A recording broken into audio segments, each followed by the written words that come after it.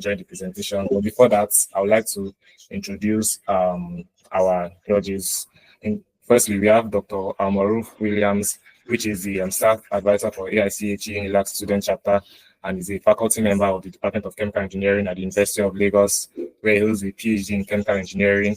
And his research expertise includes process systems engineering, modeling and simulation, control theory, and process safety.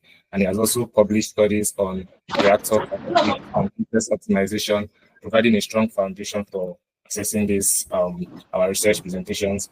Next up, we have Dr. Tolu Ajayi, who is a senior lecturer at the University of Lagos Department of Chemical Engineering. She's passionate about chemical engineering, especially its application to human physiology, and her work focuses on sustainable chemical processes such as use of deep eutectic solvents for green extraction and environmentally friendly wastewater treatment methods.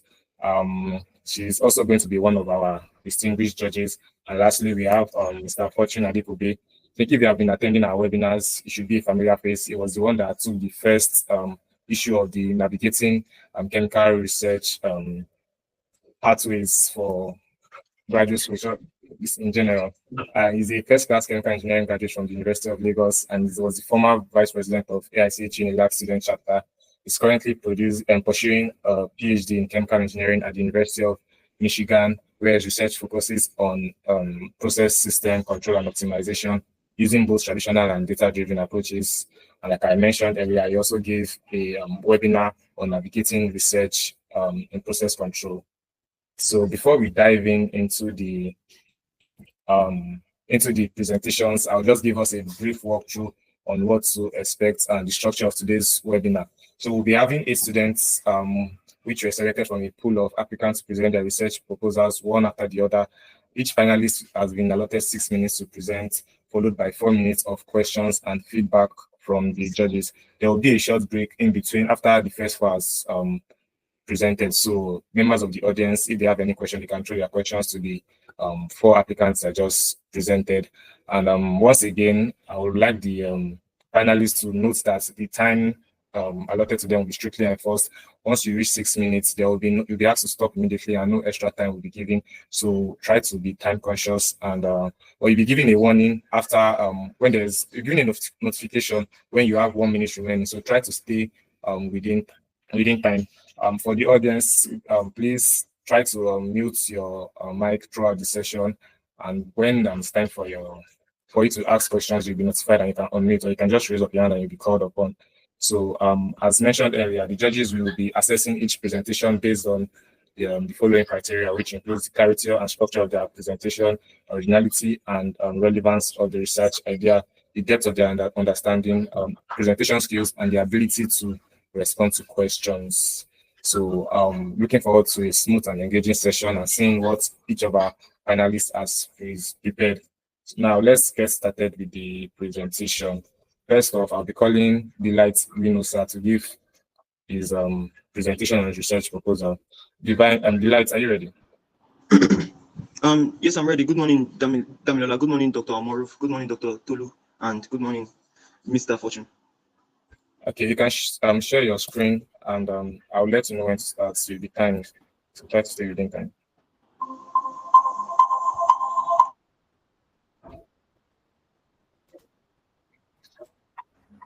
Can you see my screen?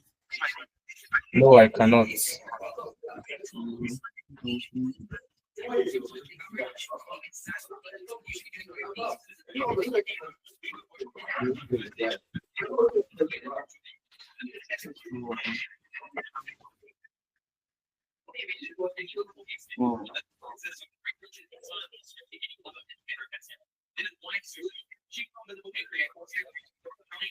Or should I share it from my end? Seems like you sent it. Okay, let me try it again. Okay.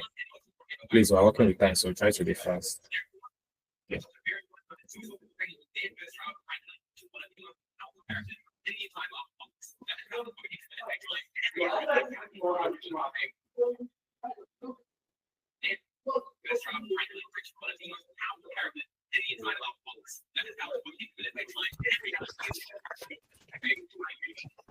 Okay, Damilola, please share your screen, please. Okay.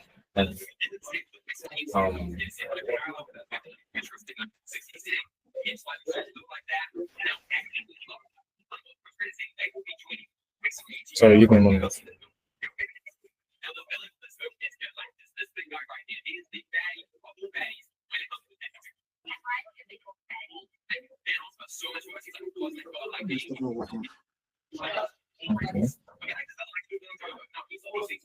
Okay, I'll start sharing now.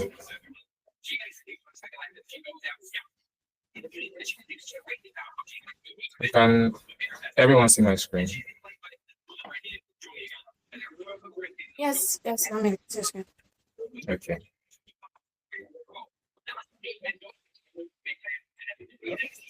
Is this your front page? Yeah, this is the starting page. Wow. Okay. You can begin. Okay, thank you very much. So, chemical engineering for global impact. Now, what if I told you that we could convert trash to treasure and waste to wonder? Introduction. Chemical engineering is uniquely positioned at the crossroads of scientific innovation. And in the 21st century, we are facing escalating crises, energy poverty. Hello, can we see your face? Yeah, sorry, can you switch on your camera? You can see me now. Yes. Yeah, we can. Okay. Okay. All right, go ahead. It was my time still counting. Continue. Okay, thank you very much. So rather than viewing waste as a liability, this paper embraces a secular chemical engineering approach through these three innovation pillars. And these are the aims and objectives: waste to energy conversion, biodegradable plastics, and a circular economy that closes the loop on resource use. Now, according to the World Bank and IPCC, waste contributes 3 to 5% of the total greenhouse gas emissions, and that translates to about 1.6 billion tons of CO2 equivalents per year. So now, of CO2 equivalents per year. Please, next slide.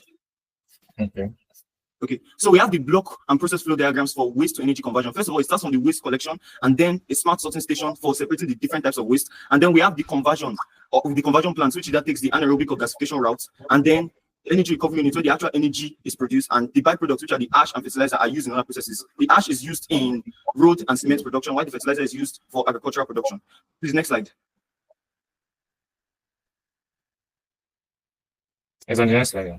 Okay, thank you very much. So waste to energy conversion. So now, as we can see, and as we stated before, different types of waste produce different type of energy output. So now, with the municipal solid waste produces about 800 kilowatts hour per ton. That's food waste. That's the food waste and organics, and the agricultural residues and the industrial organic waste. That's the cassava peels, rice hulls, and berries. They produce about 800 to 1,000 kilowatts per ton. So now, below that, you can see the picture of a trash heap by the side. So below that, Nigeria's resource is about 13,000 tons per day in Lagos alone. Now, multiplying that with the energy potential, through some mathematical calculations, we can get that it translates to about 300,000 homes per day receiving electricity. Now, the conversion factors we're getting from the IEA Bioenergy 2020. So now, conversion processes and reactions. So these are the conversion processes and reactions for the waste energy conversion, for the anaerobic digestion portion, and the gasification portion of the energy conversion. So now, the optimization and utilization of this in general is for local grids and mini grids. That's for the electricity. The ash can be used in cement and road production, and the digestate, which is also a byproduct in anaerobic, is used as organic fertilizer. And the highlight of the Lagos case study is that it can produce minimum waste inputs, energy output, and about 300,000 homes daily that are given electricity. So now these are the next slide. If you look at the next slide, we get to slide 6. Please get to slide 6. That's the waste to energy financial outlook, the Nigerian focus, and the waste implementation roadmap for Nigeria. So now, if we look at this slide, we'll see where the waste to energy translates into results in the Nigerian market. So now, biodegradable plastics. So now, biodegradable plastics offers a sustainable alternative to petroleum-based polymers. So now, what happens is that we are not totally eliminating the need for plastics, but we are curtailing its widespread pollution of the environment, because regularly plastics can take about 500 years or so to decompose. So now, the feedstock input table, as you can see in slide 7, please go to slide 7. Feedstock type: cassava peels, sugarcane bagasse, and maize husks, and then the potential product, which is the PLA and PHA, and the availability in Nigeria. So we can see that this is an input process output operation. So now the conversion process, slide 8. The conversion process, slide 8. So now we have the agricultural waste, the milling, which is the breakdown of the waste, the fermentation of this, the monomer extraction, polymerization reaction, and then the product shaping and packaging finally for the biodegradable plastics. Please, slide 9. Now the decomposition rates. Now, by you can see the biodegradable plastic pellets. So these biodegradable plastics can last up to 6 months, sometimes in extremes it can last a year or so. And we have the PLA, we have the table of the PLA, PHA, and starch blends. So now, circular economy. So basically, all we are doing here is to ensure that there is an input, output, and an input, process, and output. But the purpose of this is not just to ensure that the waste goes away, but instead finding a way to reuse that waste in a better form. So now, the next slide, that's slide 11. We have the circular chemical inputs and waste resources. That's how the actual implementation of this, and the circle. And below the table, we have the translation and the potential impacts of this research. So now, on slide 12, we have the methodology and implementation strategy.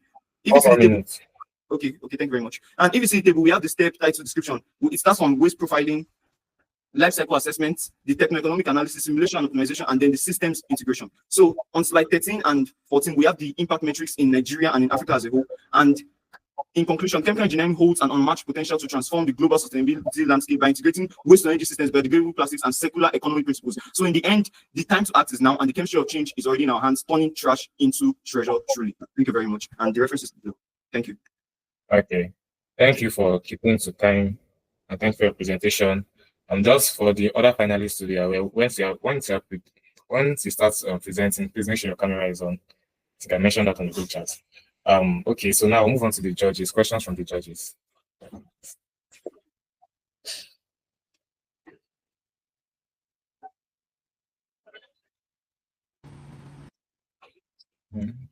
Hello. Yes, I can hear you, sir. Delight. Yes, I'm you are here as a NOSA. Are you the same person? Yes, I am. Okay, thanks for your presentation. I struggle really to follow on the, first of all, starting with the title. Yeah, this is supposed to be a proposal, and the proposal, you are putting your best foot forward so that maybe, for example, somebody can give you money to undertake some set of activities that will lead to an end objective. Okay, but the title that you have even given this proposal, yeah, if I'm the funder, yeah, I'll pass your proposal by, because it's a chemical engineering for global impact. So my question is, why did you choose this title for your proposal? Oh, thank you very much, sir, for that.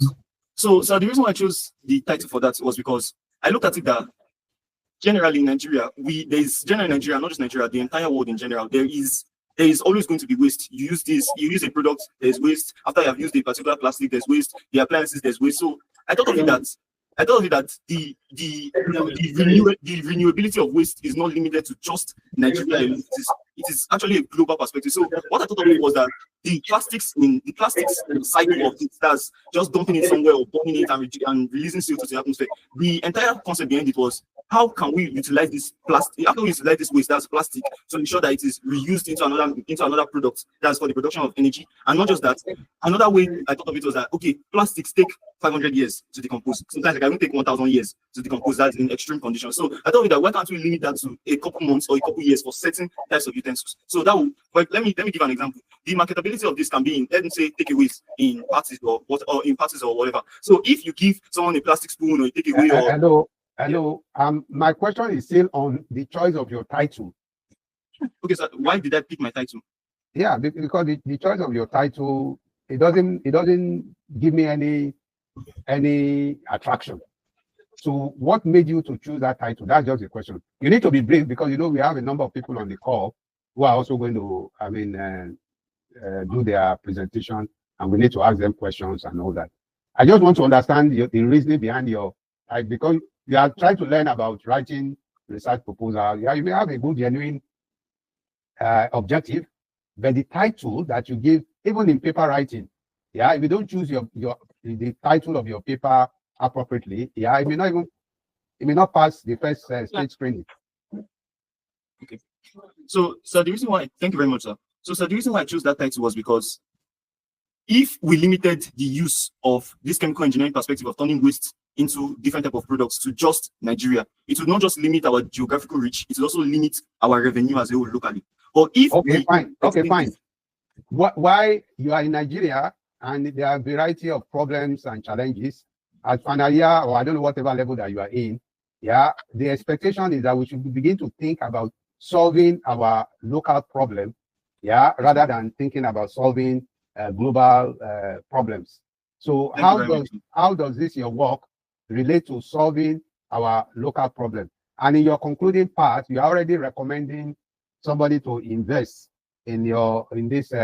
What is the basis of that recommendation in terms of numbers? For example, you talk about techno-economic analysis, but I didn't see any. Okay, thank you very much, sir.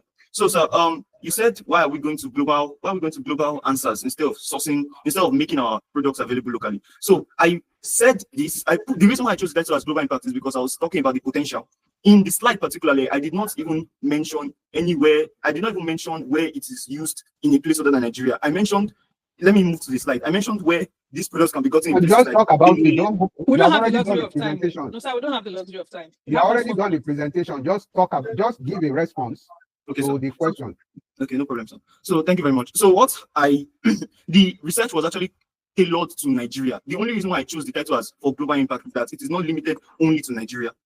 I even stated where the resources can be gotten in states in Nigeria and the amount of waste that's produced in those places that can even source as input feed for the process in general. So it was actually tailored to Nigeria and not to the world. The reason why I chose it is because of the potential. So that was it. Thank you very Okay, much. I'm done.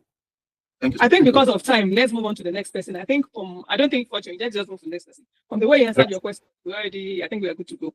Okay, ma'am. Thank you. Fortune, do you have any questions? No, no follow to that. I think we're good. I think let's just go on to the next person.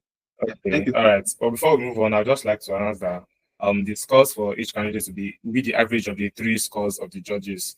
And also, if you have any questions in the audience, just keep them down, write them down somewhere. You'll be given time to ask your question when time is right. Okay, so moving on to the next person, we have Simeon Akinsanya from 500 level, who will be going next to present. Simeon, are you ready? Yeah, I'm ready. Can you hear me? Yes, I can. Okay. Okay. I'm sharing my screen a bit. Can share your screen now. All right.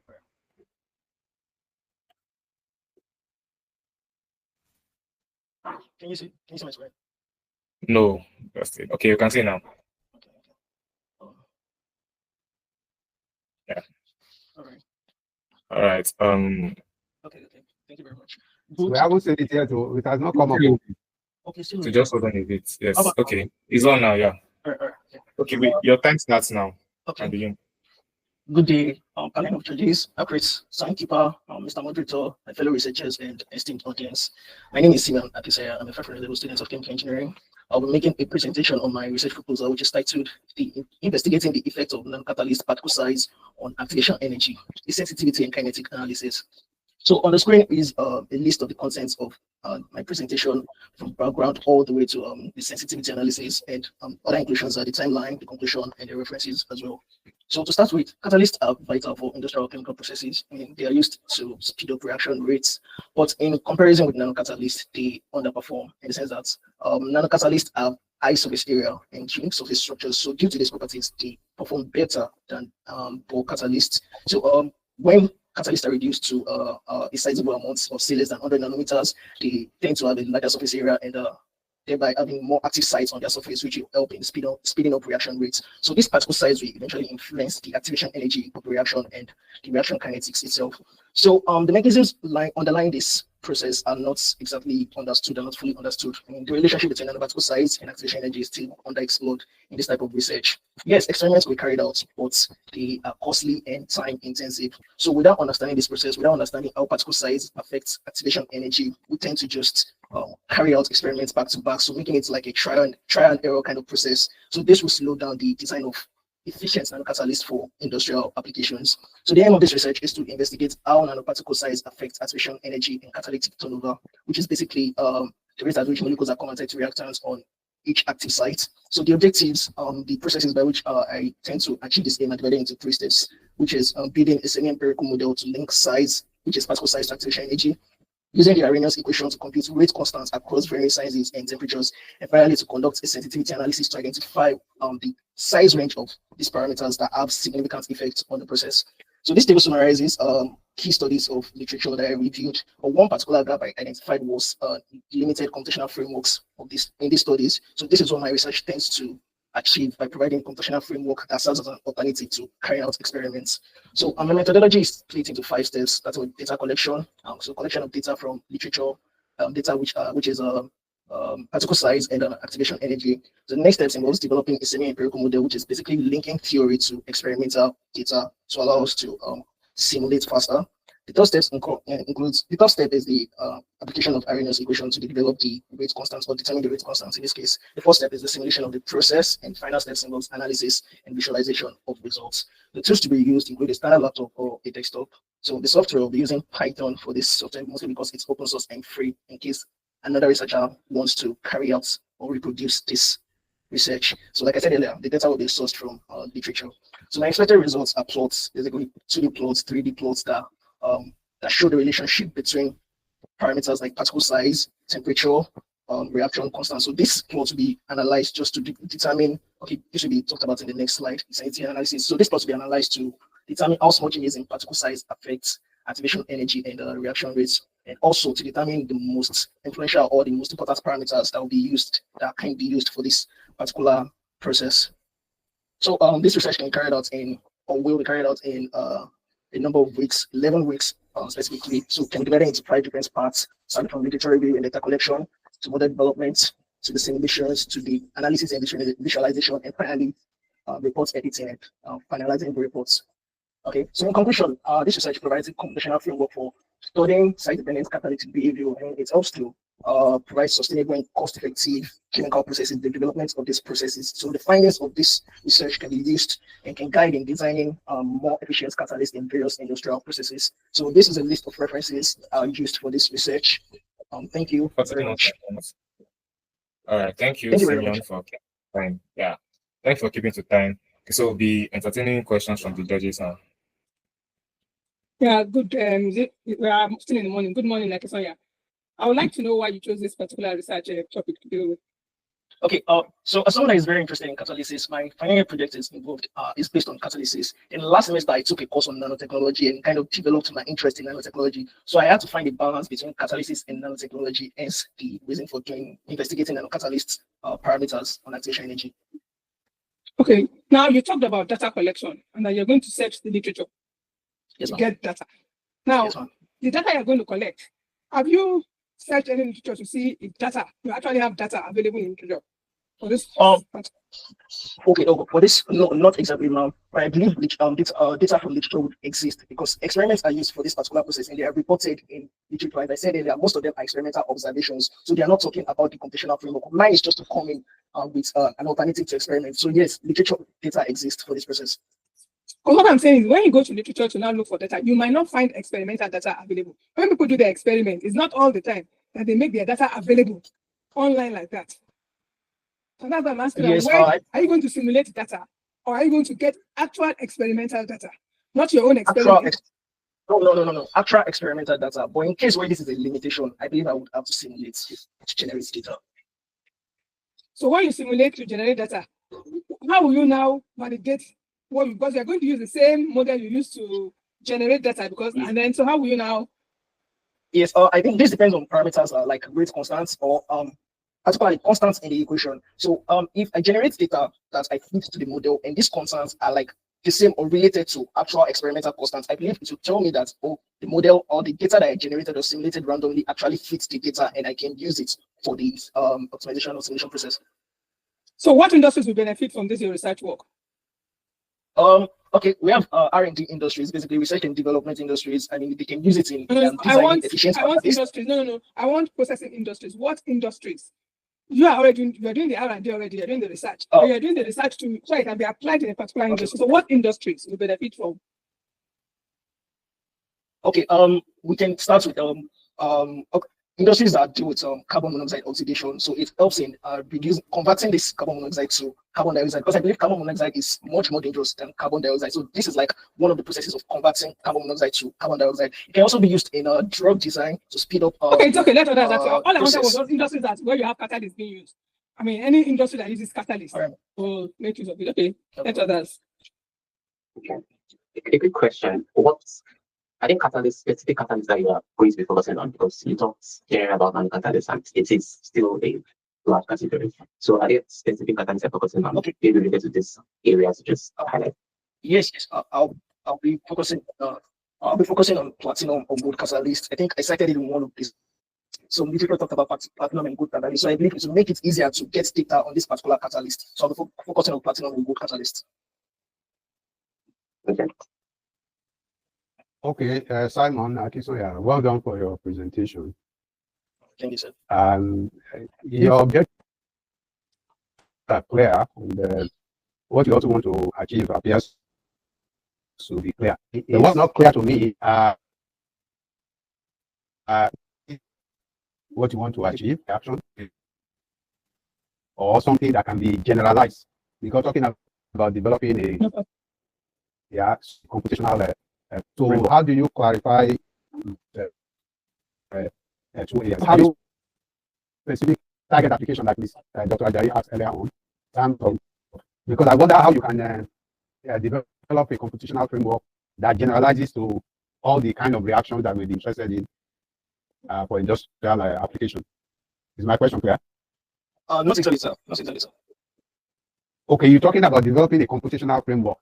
So my question is that this computational framework, will it always be applicable to all the nanocatalysts that we may be interested in applying, and for whether in drug delivery, in CO or CO2 processing or whatever? Okay, no, according to what Fortune asked earlier about which catalyst I'll be using, I will focusing on platinum and gold. So this model would only apply to those 2 catalysts. It won't generalize to every possible catalyst that can be used in this research. So it will only apply to gold and platinum. Yeah, they will generalize to all cases where all platinum and gold nanocatalysts are being utilized? No, it won't generalize. I don't believe it will generalize because there's always room for improvement. So I don't believe it will generalize like that. So like every other model, there's always room to improve accuracy, precision, metrics like that. So it won't generalize. So the question is that what is the specific target? Yeah, you want to use platinum or you want to use gold nano catalyst. What is the end application? To determine how the size of these particles will affect the activation energy. So basically to help us activation reaction energy. Activation energy of which reaction? Oh, okay, I never thought of that. Or any reaction will go? No, wait, no, it can be every reaction. There are certain reactions for that. Like if that didn't come out clearly in what you have presented. Yes, yeah, you also talk about this computational framework. Are you saying it's going to do away with the need to carry out the experiments? It is just serve as an alternative to experiments because carrying out the experiments is extensive, it's like expensive and time costly as well. So it will serve as an alternative to someone that wants to reproduce that kind of process. To serve as an alternative. There won't be any experiment at all, or there will be limited experiments. Limited experiments. I believe there are already experiments for it, but this is like the improving on it. So instead of experiments, you do a computational analysis of it. So it will help for other industries that want to focus on this research. They won't have to carry out experiments. Okay, you talk about sensitivity analysis, determining how certain variables impact or that are relatively more important than the other. What statistical measures are usually used for this? Okay, we have metrics like the root mean squared error, the goodness of fit. So when these particular variables are fit to the model, we can use these metrics to determine if the fitting is good enough, or we have to like work or improve on the fitting or optimize the fitting. There are other metrics as well when developing a model to determine how good it is, like accuracy, precision, and others.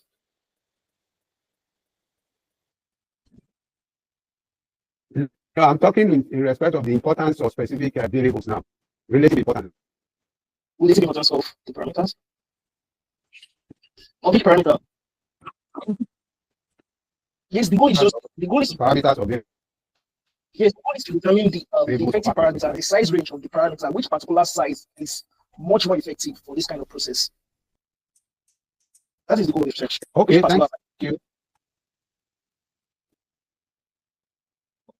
All right, thank you. Any more questions from the judges? Can we go to the next person? Okay. All right, moving on to the next contestant. We'll be moving on to Christiana Uni, who is a 300 level chemical engineering student. Christiana, are you ready? Yes, I am ready. Sure, okay. You can share from your end, please. Okay. Why don't you share from your end so you can have control over it? You're Okay, I will do that. presenting. I mean, why can't you stand up? Exactly. I think He's using our My phone. phone is not. Okay. Yes, ma'am. You are using your phone. Yes, Okay. sir. I'm using his phone. Yes. Okay, that's fine. Thank you. Give me a moment.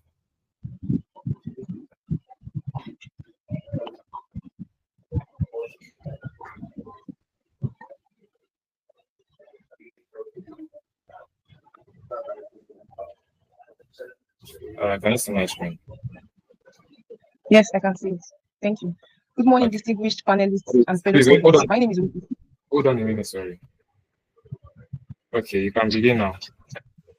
Thank you. Good morning, distinguished panelists and fellow colleagues. My name is Oni Christian, I level chemical engineering student of the University of Lagos. Today I'll be presenting a research proposal titled Effect of Ethanol to Oil Ratio on Biodiesel Yield from Waste Cooking Oil. This research explores how we can tackle two national problems, energy scarcity and improper waste disposal through a low-cost biodiesel production method. Let's start with a very familiar scene. You walk past mama puts joints or street food sellers and you see them frying with dark reused oil. That oil is eventually thrown away into gutters, bushes, or drains, causing pollution, blocked waterways, and health hazard. On the other hand, we are constantly facing fuel scarcity, high diesel prices, and unreliable electricity. Meanwhile, small businesses and homes and even universities rely on diesel generation to power their activities. What if I told you that that same oil we throw away can power those generators? That's the art of my research, finding a simple, low-cost way to convert waste cooking oil into clean biodiesel fuels. So we are solving two problems at once: waste management and energy assets, using something we all see every day. We believe that Nigeria is currently facing serious energy challenges, from unstable electricity to increasing fuel scarcity. Now, let's go to my research objective. Slide 3, please. First, I want to find out how changing the methanol to oil ratio affects the amount of biodiesel we can actually produce. This helps us understand how efficient the process can be, so we don't waste time, energy, or resources. Second, it's not just about quantity, it's about quality. So I'm also looking to identify the ratio that gives clean, usable biodiesel with good oil properties, especially viscosity and density. These are key for safe engine use. The objective of this project is to investigate how varying the methanol to oil ratio affects the biodiesel yield during the esterification process. Secondly, to determine the optimal ratio that produces biodiesel with good fuel properties, particularly viscosity and density. And lastly, to provide a simple, low-cost processes that could be adopted by small businesses, schools, and communities across Nigeria. In summary, it's about making biodiesel practical, efficient, and accessible. Literature review. To support my research, I look at existing studies on biodiesel production from waste cooking oil. According to Demibras 2009, waste cooking oil is not just abundant, it's also cost-effective and can be used to produce clean burning biodiesels using basic alkaline catalysts like potassium hydroxide or sodium hydroxide. Further studies by Ma and Anna in 1999 demonstrated that using methanol and alkaline catalyst esterification process can produce biodiesel with fair properties. And interestingly, Nigerian research, for example, a study by Boy et al. In 2015 shows that under optimal conditions, especially at a reaction time of around 60 to 75 minutes, biodiesel yields of up to 91% can be achieved. And this also aligns with the ASTM DC751 standard of biodiesel fuel methodology. The method is straightforward and locally adaptable. Firstly, I'll collect used cooking oil from food vendors like the one around our campus, AIChE UNILAG and market. The oil will be filtered, heated, and dried to remove impurities and water content. Then comes esterification, a chemical process where I will react the oil with methanol using potassium hydroxide as a catalyst and maintain a temperature of about 60 degrees Celsius. I'll test for 4 different molar ratios of methanol to oil: 3:1, 6:1, 9:1, and 12:1. For each test, the biodiesel yield will be recorded and the fuel tested for properties like viscosity, density, and flash points. This process is designed to be low-tech, cost-effective, and suitable for replicating in modest lab or small-scale setting. Expected results. Based on previous studies and similar experiments, I expect that increasing the methanol to oil ratio will improve the biodiesel yield, but only up to a certain point. I'm expecting that the optimum ratio will be around 6:1 or 9:1, where we'll get high yield without compromising the fuel quality. In terms of properties, I expect biodiesel to fall within the ASTM standard range for things like viscosity, density, and flash points. We need to be safe and usable in design engines. Cost breakdown. Let me walk you through the cost of producing 1 liter of biodiesel using waste cooking oil. First, the main input, waste cooking oil, is either free or very cheap, as it's often collected from households or restaurants that could otherwise discard it. For 1 liter of biodiesel, we use about 500 grams of this oil. Next is methanol. We need just 0.2 kilogram, which costs about 1,700 naira per kg. So that's actually about 340 naira. Then we can use a small amount of sodium hydroxide, around 5 grams, at 4,000 per kg.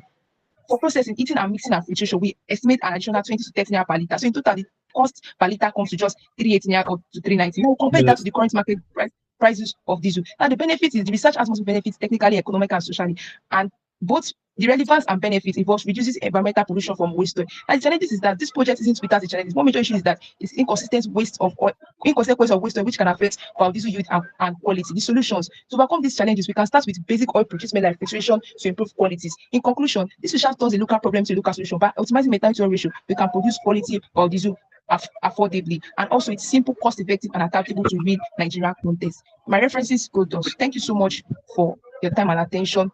Let's stop seeing used oil as a waste and start seeing it as a power waiting to happen. Thank you.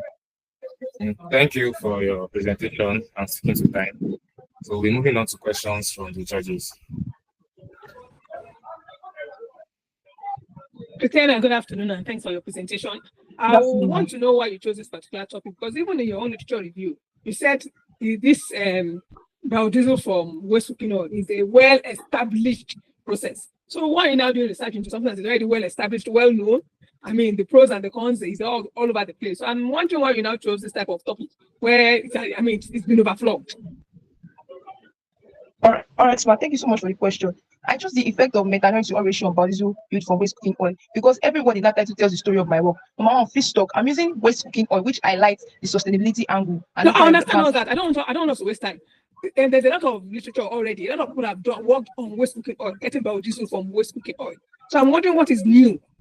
What is new that you want to contribute? Because I mean, you yourself said it in your literature review that it's a well-established process.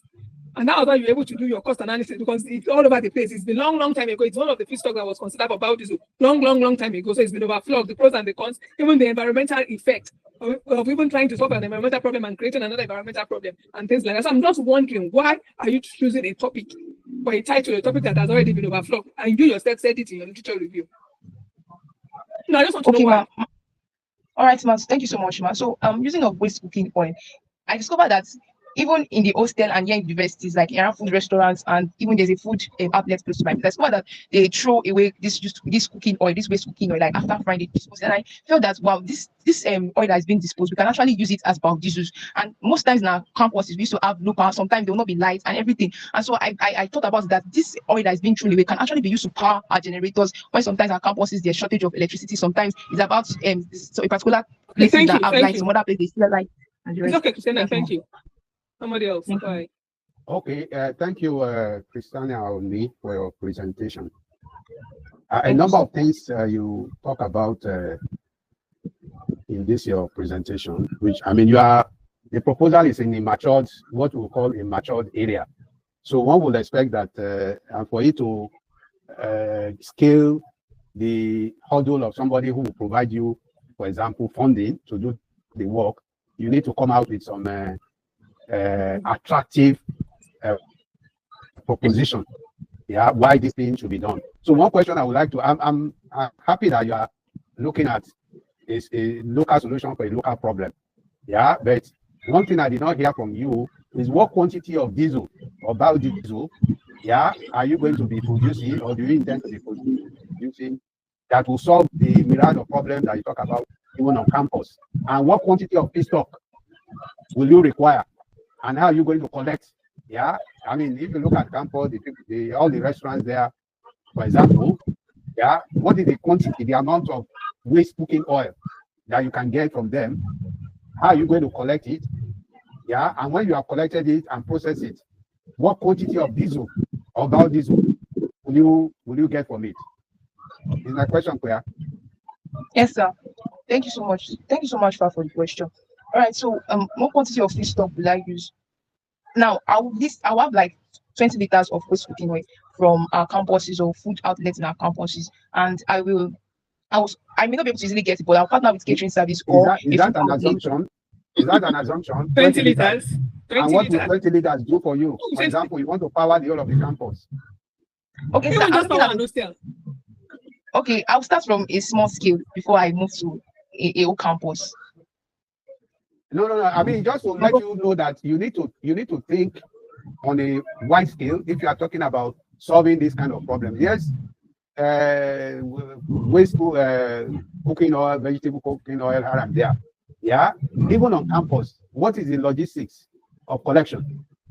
What will you do, for example? Just asking. What will you do? Okay, sir. So I will, like I said, I will walk to a food outlet and request for their waste cooking oil, which I believe that they will obviously give me because it's something that is easily thrown away or discarded. So once I collect it, I'll be able to, once they offer me the cooking oil, so from there I will have my reagent and materials, which is methanol. Methanol will be about 40 kg. That's a 6:1 ratio, and my potassium hydroxide will be 1 kg. Then a 30-liter reactor with a stirrer and temperature control of about 60 degrees Celsius, and the yield of this will be about 180 liter biodiesel. That's a 90% conversion, and a 20-liter glycerol byproducts. That's a small scale. So what can that do? What can even that? I mean, how many houses can that power? So I'm asking this question in terms, you see, as chemical engineers, we do things on a small scale, then we go to pilot scale, then talk about industrial scale. You heard about the Dangote refinery. Yeah, it's a 650,000 barrels capacity per day refinery to be able to produce AGO, automotive gas oil, premium motor spirit, PMS, yeah, and a host of other refined products, yeah, for the entire country and also for export. So while it is true that you can make biodiesel, yeah, from waste oil, what quantity that, even for a campus, what quantity of the waste oil do you require to be able to do that? The other question is that you're talking about effect of methanol and oil ratio. Are you saying this is not already available in the literature? Yeah, is it not already available in the literature? It's available, sir. So why do you want to, what is going to be new in this process? Let me also ask again, have you heard about design of experiments? Yes, sir. DOE, design of experiments. I really have a little knowledge about it, sir. You are in what level? I'm in 300 level, sir. Oh, you are in 300 level, okay.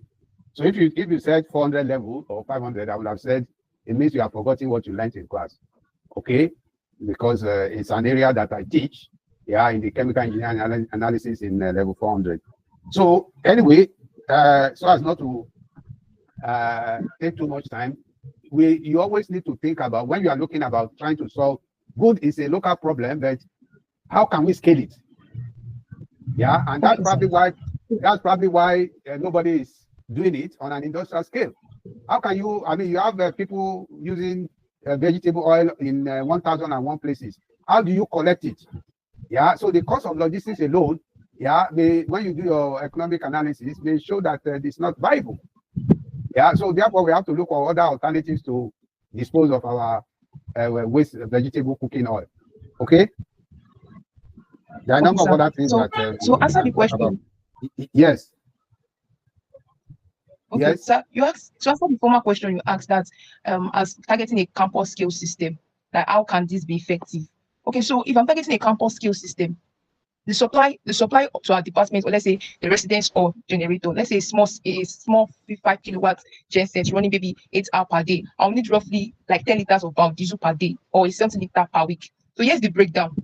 And for the feedstock, I'll need like weekly, like 70 liters weekly of biodiesel. So the conversion will be around 90%. That's like a 6:1 methanol oil ratio.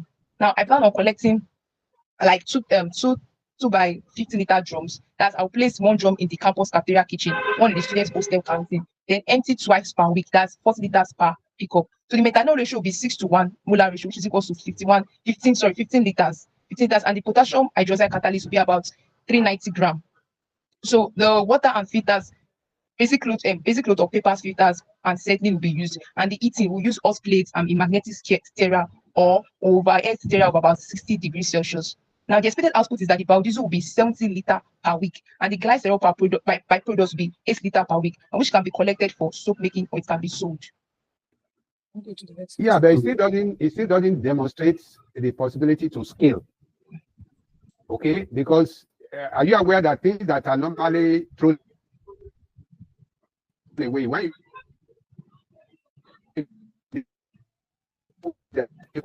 okay? So, for example, in Nigeria, I mean, it would have been nice if you cited, and looking at your references, they are quite old. If you are able to cite one or two industrial scale about diesel production from waste vegetable oil, yeah, they not. So what I'm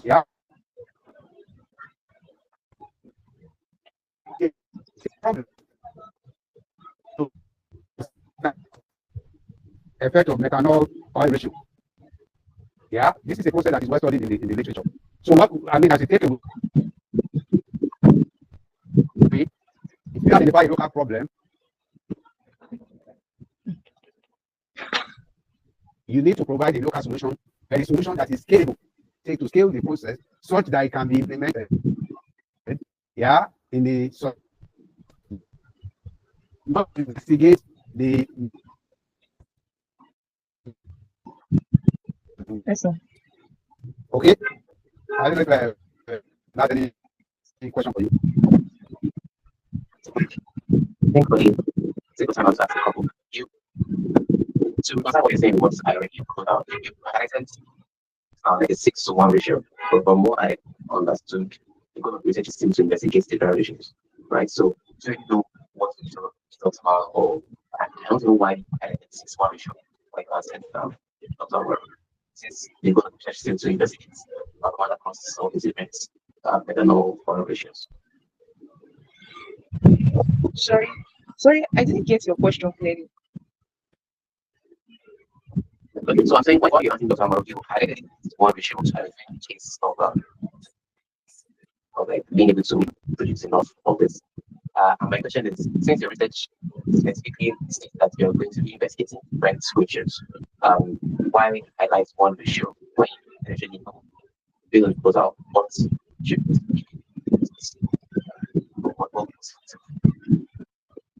Okay, so thank you so much for your question. All right, so trans esterification is reversible. Now, doubling the stoichiometric minimum, that's 3-to-1 up to 6-to-1 ratio, shifts the equilibrium significantly towards biodiesel. That's boosting the yield from, let's say, 75% up towards 90% without enormous extra cost. Now, the reason for this project is that you don't want to spend too much, you don't want to spend excessive cost. That's why we are using this ratio, this particular ratio. Now, ratios above 6-to-1, e.g., 9-to-1 or 12-to-1, can give marginally an higher conversion, but the excess methanol then increases cost. And so when I'm dealing with 9-to-1 or 12-to-1 ratio, it's going to be a great excessive cost, which, and we know that methanol isn't free. So this makes the separation of glycerol and washing steps harder. So raises energy, the raising of energy needs for methanol or recovery station. So at 6-to-1, our heat percentage is 90% conversion, which is straightforward and it involves settling and it involves washes of waters. So 6-to-1 ratio is effective because we are dealing with a low production cost. We don't want something that is too high. We just want a minimum cost. Okay. Okay, so that's interesting because from before that I was thinking more that you were going to explore all of these different ratios. Well, that aside, you highlighted this as my last question. You highlighted the ESM standard for viscosity and density. Just to be sure, I want you to tell us what you know about that standard for saying biodiesel and before you're trying to. So what are you expecting? If you're going to produce something that meets the standard, what is the standard? Okay, so thank you so much for the question. Now, the relevant biodiesel specification in the ASTM suite in ASTM D7651 titled the specification for biodiesel fuel blend stock, that's B100 for middle distillate fuels. It defines the minimum quality requirements that pure biodiesel must meet before it can be blended with petroleum diesel or used on its own. And the properties involve the kinematic viscosity, the density, the flash point I mentioned earlier in the slide, flash point, the density, and the viscosity. So that's what ESTM is all about. You have an idea of the value. The range. The range, sorry, ma, you mentioned the range of viscosity, density, the range of values for density, for viscosity, either dynamic or kinematic. Because what's the range? Okay, for the time kinematic viscosity, according to the ASTM switch, we have D445, and according to density, we have D1298 or D405. So those are standards for procedure for taking the measurements. Those standards you are measuring are the SOP for taking those measurements. What Fortune is asking you, do you have an idea of the range? The range specified? No, I don't. No, I don't, ma'am. Fortune's question. That's fine. Thank you. All right, thank you for your presentation, Christiana. Before moving on, I'd just like to tell our panelists to calm down and make sure they listen to the question before they provide answers, as that is one of the evaluation criteria. So moving on, we'll be going on to Ikema Kunam Ugojo for 500 level aircraft chemical engineering students. Okay, are you ready? Yes, I am. Good morning, everyone. Let me You can share your screen. No, we can't see your screen just right now. Okay, yes, I'll turn on my camera now.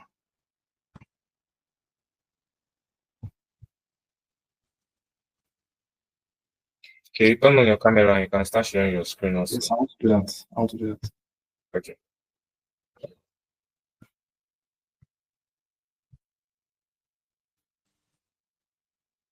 In Cam, wake up. Can you guys see my screen? My laptop has been. Can you guys see my screen? Yes, we can. Your camera is not on yet, though. The camera is on. Or is it just me that No. can see you? No, your camera is not on. We can't see you. That's on. Camera is on. Your camera is not on.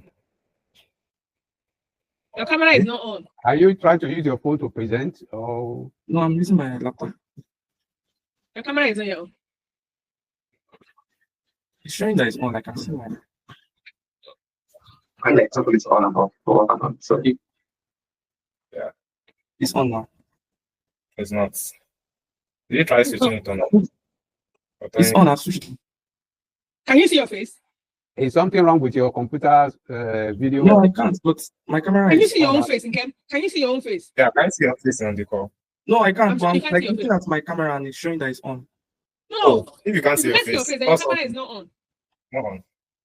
Or The camera could be faulty. Maybe Yeah. the camera of the computer is faulty. So in which case you switch it on, but it's not transmitting the image.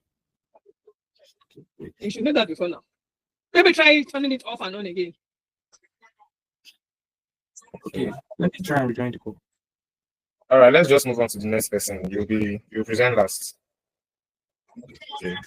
So the next person on the list is Esther Ngulu. Are you here? Are you ready?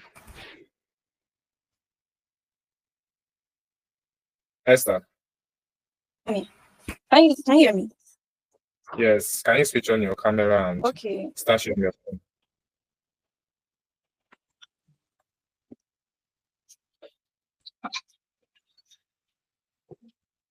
Okay, I'll switch my camera. Okay. You can start sharing your screen. So we can't see you, though. We can't see you. Oh, can you see me Yeah. now? Yes. Yes, we Okay, can. thank you. Okay. Okay, so I'll start sharing my screen. All right.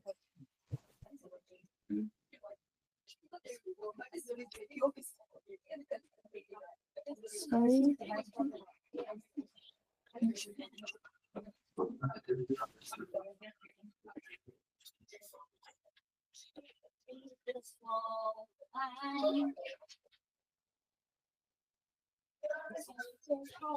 Please, can you guys see my screen? Yes, we can. Okay. All right. Okay. So you can start now. Your We're time not starts. guys. We can see your screen and we're not guys. Oh, sorry, I'm very sorry. Can I start now? Okay. Yes, your time starts now. Okay, good afternoon, everyone. My name is Wanda Esther Onyechi. I'm in 200 level, and I'm here to present my research on the development of a biodegradable water absorbing gel from Gary dust for agricultural use in dry regions. So now, water scarcity is a major problem that Nigerian agriculture has been facing. Over 94% of irrigatable land depends on rainfall, and only 5.4% is developed for irrigation. Most smallholder farmers who produce around 90% of our food can't afford water-saving technologies. This results in low yield and food insecurity. There have been existing solutions to this problem, but they were either expensive, unavailable, or not tested enough for Nigerian soil, which is why. So we'll move on to the next slide, which is my literature review. So synthetic SAPs, also known as super absorbent polymers, are costly and they are very expensive. They are non-biodegradable and they have to be imported. And this was noted from my reading of the research of Santos and Kabiri. Natural options have also been seen, but they were also expensive. They are more eco-friendly, but they are more expensive, and there's also limited access to them. Current hydrogels have also rarely been tested in Nigerian soil. So, which brings me to my solution. Sorry. Thank you. But also another research by Akinyele and Akintoseyese revealed that Gary dust, a cassava processing byproduct, is rich in starch and often discarded. No prior research has been explored in its water retaining potential, and that's the gap my work addresses. My project proposes a new local sustainable solution using this waste material. This research has 4 main objectives. Number 1, to develop a water-absorbing gel from Gary dust, to test its water absorption capability, to evaluate its effectiveness in different soil types, and to also promote a low-cost, eco-friendly farming solution. Thank you. So now you might be asking, why Gary dust? Gary dust because it is a cheap, underutilized agricultural byproduct of cassava processing and is readily available in rural Nigeria. Unlike imported materials, Gary dust is biodegradable, starch-rich, and environmentally friendly. Using it supports waste valorization and builds towards circular economic goals. By turning waste into a water-saving gel, this project addresses both climate resilience and resource sustainability. Let's take a look at how this gel was developed and tested. So this is just a brief summary of how it goes from Gary dust to the mixture to the gel formation and before it's released to the soil. This is a more detailed explanation. In this phase, we collect Gary dust from local processors, dry it, sieve it, and grind it into fine powder. It will then be combined with natural cross linkers and then heated to about 80 to 90% degrees Celsius to activate gelatinization. Upon cooling and drying to form gel-like structure, which will be tested further. Then we'll create three soil samples. The first one, control A, which is just soil alone. Control B, which is soil plus normal raw Gary dust. Then the test, which is soil plus synthesized gel. And then it will be analyzed with ANOVA. So this is my projected impact of the gel. It is projected, as you can see from the left side, it's projected to absorb 300 to 400 times its weight in water and also retain soil moisture for about 5 to 10 days. It is also projected to improve plant survival in dry periods. As you can see from the chart, you can see that synthetic SAPs have more effects, but they are more expensive and they are not eco-friendly. My Gary dust gel, though not as effective as synthetic, is higher than other natural forms. So now, how does this gel help farmers and the environment? It empowers smallholder farmers. It reduces irrigation needs and promotes circular economy. It also supports CSDG 2 and 12. My limitations, variations in Gary dust quality. So how do I plan on fixing it? By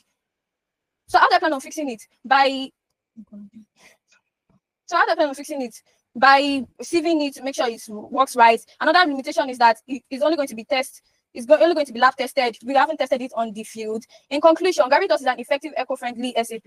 It transforms waste into agricultural gold. It helps secure food systems in water scarcity. So my thing is turning waste into hope for farmers. These are my references for the. Thank you. Thank you very much. Okay. Thank you for your presentation, Esther. Thank you for keeping to time. So we'll be entertaining questions from the judges now. Good afternoon, Esther. Thanks for your presentation. Good afternoon. How do you get gel from Gary dust? How will that work? How do you get gel? I'm just curious. Okay. How do you get gel from Gary dust?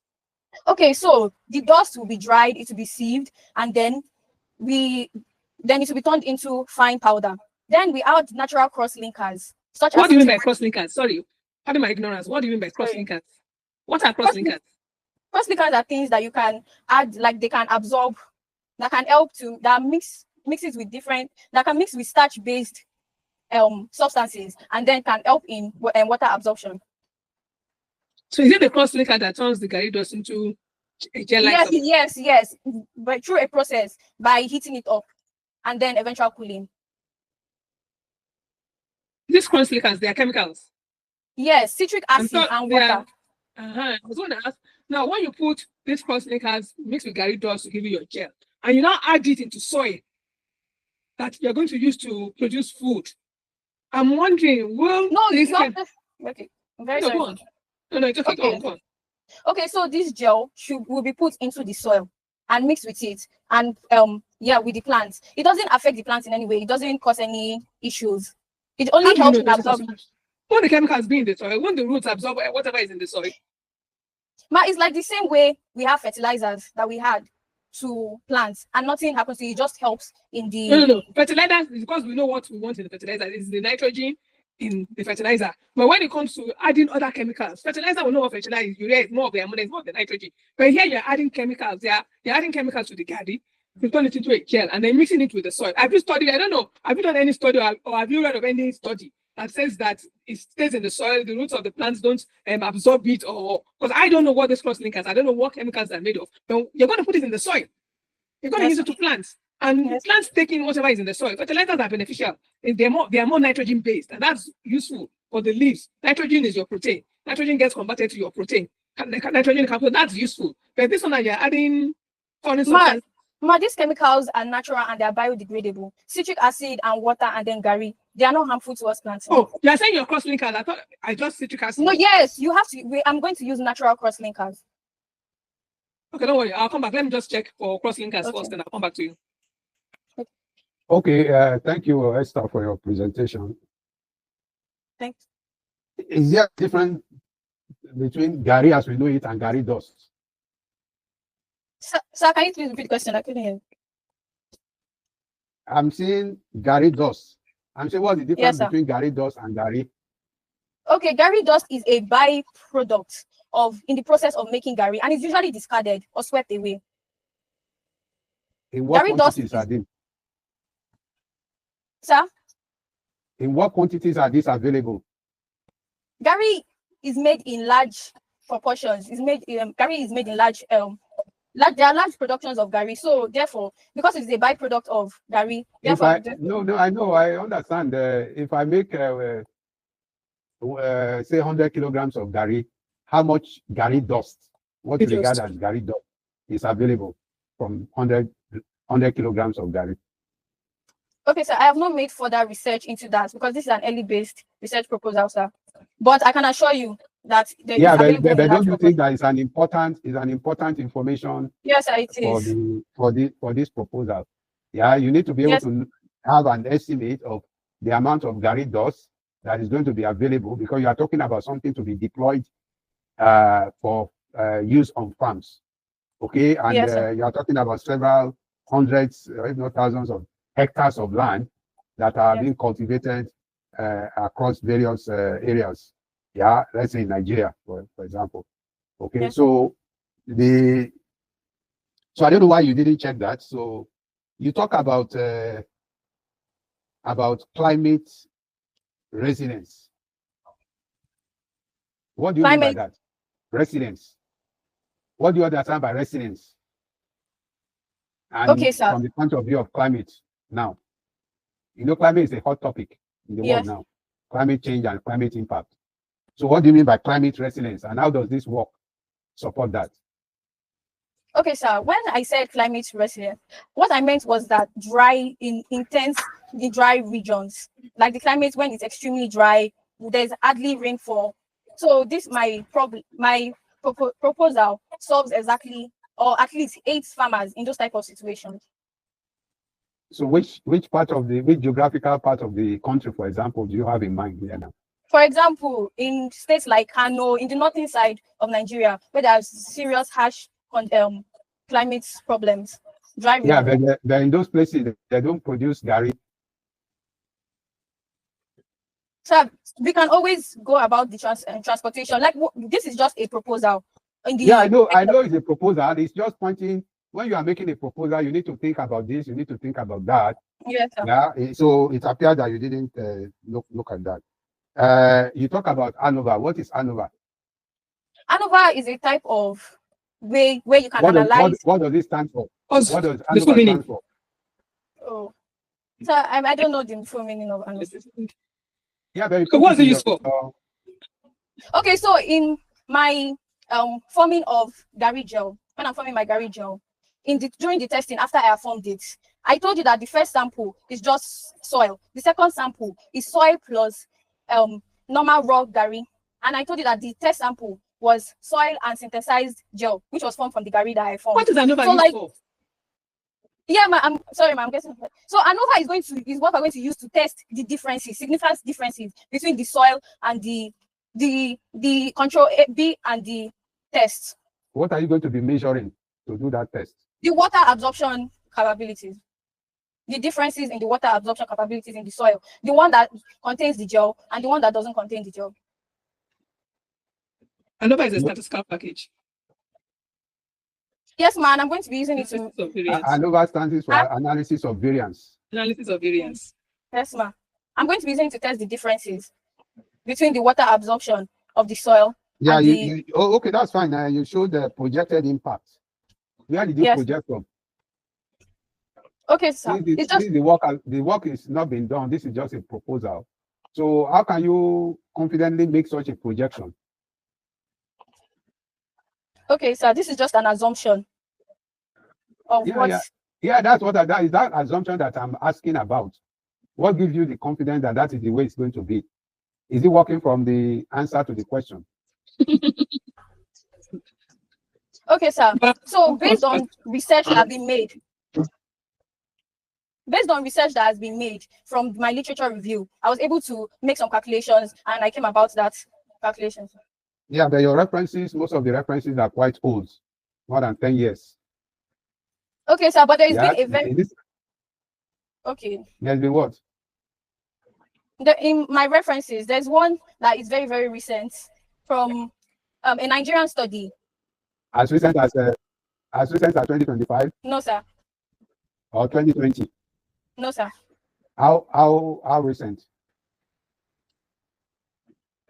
As recent as 2005.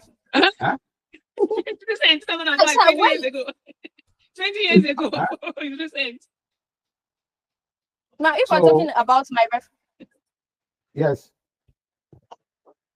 okay, if we're looking into my references, I have a very recent reference from 2020. It's on food and I agriculture. mentioned that. I said 2020, but you said no. Yeah, so and then you went and mentioned 2005. Okay, I'm done. Sorry, Fortune, please, before you talk, I want to say something. I went on Google to find out about your cross-linker. And what I can see here, cross-linkers are chemicals like formaldehyde, ethylene glycol, dimethyl chelate. They are used in solar panels. They are used in where they are used.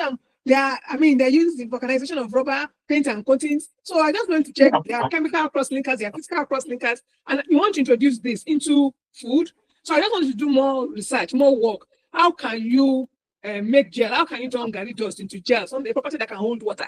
But I don't think the use of cross-linkers will be good for. No, I don't want to mention it. I'm not saying should answer there for you. Okay, over to you. Okay, thank you. On a related note, I think something you don't have to answer to this, but something that we should talk about is the acidity. I think Gary is acidic on its own, and Gary just has to be acidic.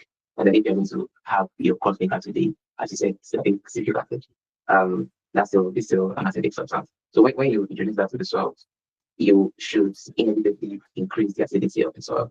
And something that has to be that you have to consider is I don't know if you know about it already, like how, depending on how you combine the proportion of which you combine the Gary dust and the citric acid, you will have you will definitely introduce or increase the acidity of the soil. So have you thought about the potential consequences? You generally don't want your soil to be too acidic. I think the range is just around 7. You don't want it to be too high, too low, too high. So have you thought about like the effect of acidity on the soil when you add this character? Even though it's in the proposal, just yeah. Okay. I'm sorry, did you ask a question? Yeah, like I'm wondering if you've thought about this idea of acidity. You don't have to have, but I just want to know if you thought about the impact of acidity on the soil. Okay. Esther, what Fortune is asking is that Gary is acidic. Yes. Okay, so when you make gel, Gary dust gel, and you add it, it will lower the pH of the soil, making the soil acidic. So have you looked at the impact of that? Further research will be made into it to find out the way to neutralize the soil. Okay. I'll be also asked about. I mean, since you be able to do some projections, do you know how long this Gary gel would spend in the soil before getting degraded? To get an idea about how long it takes for it to degrade, and at what point you need to introduce the gel into the soil. I'm very sorry, please. My next topic, apparently. No, I didn't hear. Esther, are you listening? Yes, I can hear clearly. You're going to add Gary dust gel. How often do you need to add it to the soil? I mean, how it will degrade? Is it every day? Is it every week? Is it every month?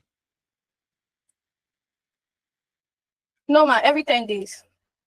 How do you know 10 days? How do you know that? What quantity? Every 10 days. What quantity per volume? In what gram or what volume of the gel do you want to add to what quantity of soil? You didn't say all that. So why 10 days? How do you know it's 10 days? When you've not done any experiment, you've not produced the gel yet, you've not tested this. How do you know it's 10 days? You just came up with an arbitrary 10 days. Because based on my projection, it absorbs and retains the water between 5 to 10 days. So by the time the water dries up, when the gel is no longer effective, you can add more gel so that it continues the cycle again. How do you know this? Have you produced it? No, ma. So how do you know this? I think like I told you earlier, obviously a constant there will be, so the gel is effectiveness around 10 days. But I think you still need to confirm whether the gel will still be in the soil in like its original form at that time. Because if not, you will just have accumulation. So you have gel, you have, and as I said, if you could have gel in the soil that is effectively invalid, and then you add new ones, and just you have to ask whether there's more gel than soil, But you should think about the time. That is why Something like, yeah. okay, that is why my solution is biodegradable.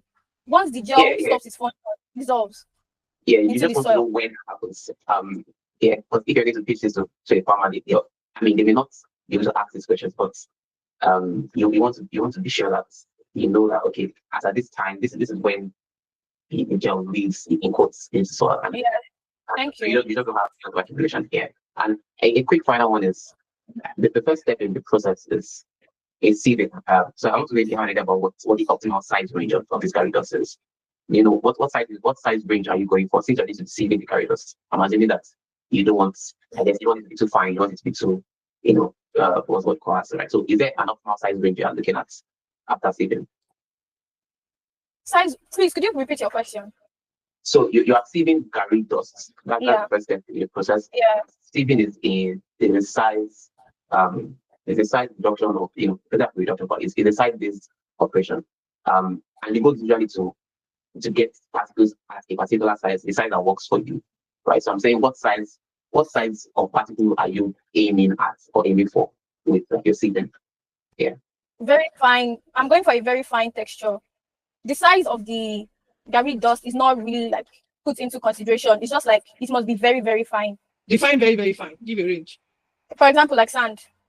Give a range, particle size, diameter. Oh, okay. Like between 0.01 millimeter to like 0.1 millimeter. So it has to be very fine. Okay. But you should think about that also. Yeah, I mean, if you do this, you have to think about that. So it's good to, as you do your literature, you think about all the specifics, because you can't build the system without knowing how fine precisely. Because your sieve has to be designed to get you that particular size. You cannot do anything without knowing what the specific particle size range is. And yeah, I think that's it. Yeah. Okay, is that all questions from the judge? Thank you very much. Thank you. Next person. Okay. All right. Thank you, Esther, for your presentation. I think it's good to know that she's just in year 2, so thank you for your presentation. Oh, that's good. Yeah. Okay, so next up, I'll be calling Ojo Taiwo to come and give his presentation. So are you ready? Yes, I'm here. Okay. So please, can you turn on your camera and start sharing your screen? Okay, good afternoon, everyone. Please, can we see my screen? Good afternoon. Can see your screen. Only 1 second. Please.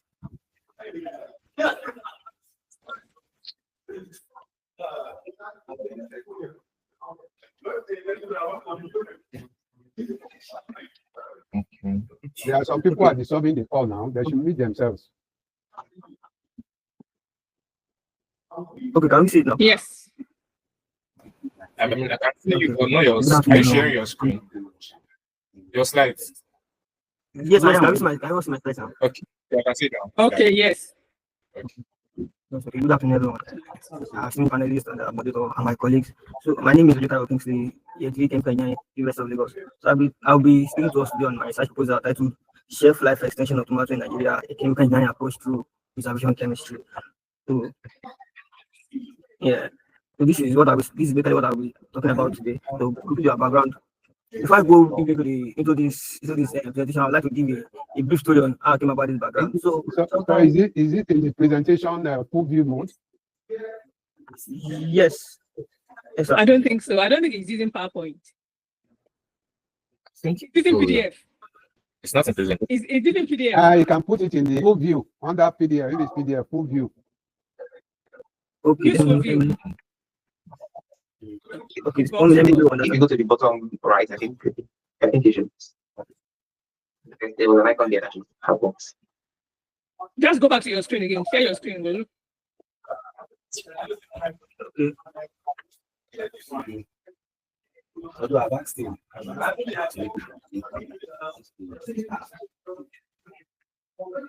I think let him just go on. So we don't waste time. Just share your screen. Go on. Can we see the screen now? Yeah, oh, Are you sharing? No, you're not sharing. Yes. You're not sharing again. Try to share again. So can we see it now? No. Okay, yeah. It's coming up. Damn, can you share from your end this stage? No, I think just go on. Go on. Just go on like Yes. this. Like this. Okay, let me resume your time. I can begin.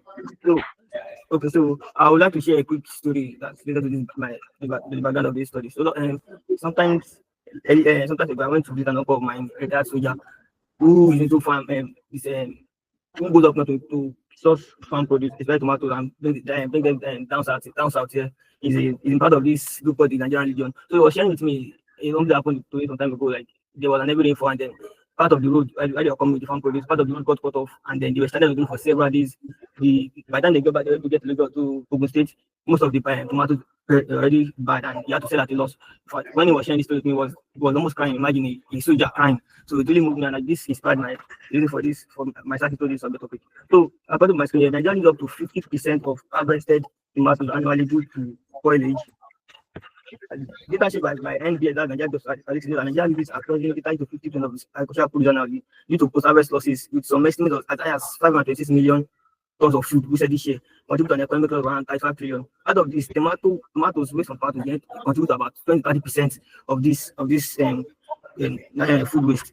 And this point is usually caused by microbial activities, enzymatic degradation, and oxidation. And the lack of observation infrastructure, especially for rural farmers in Nigeria, contribute massively to this.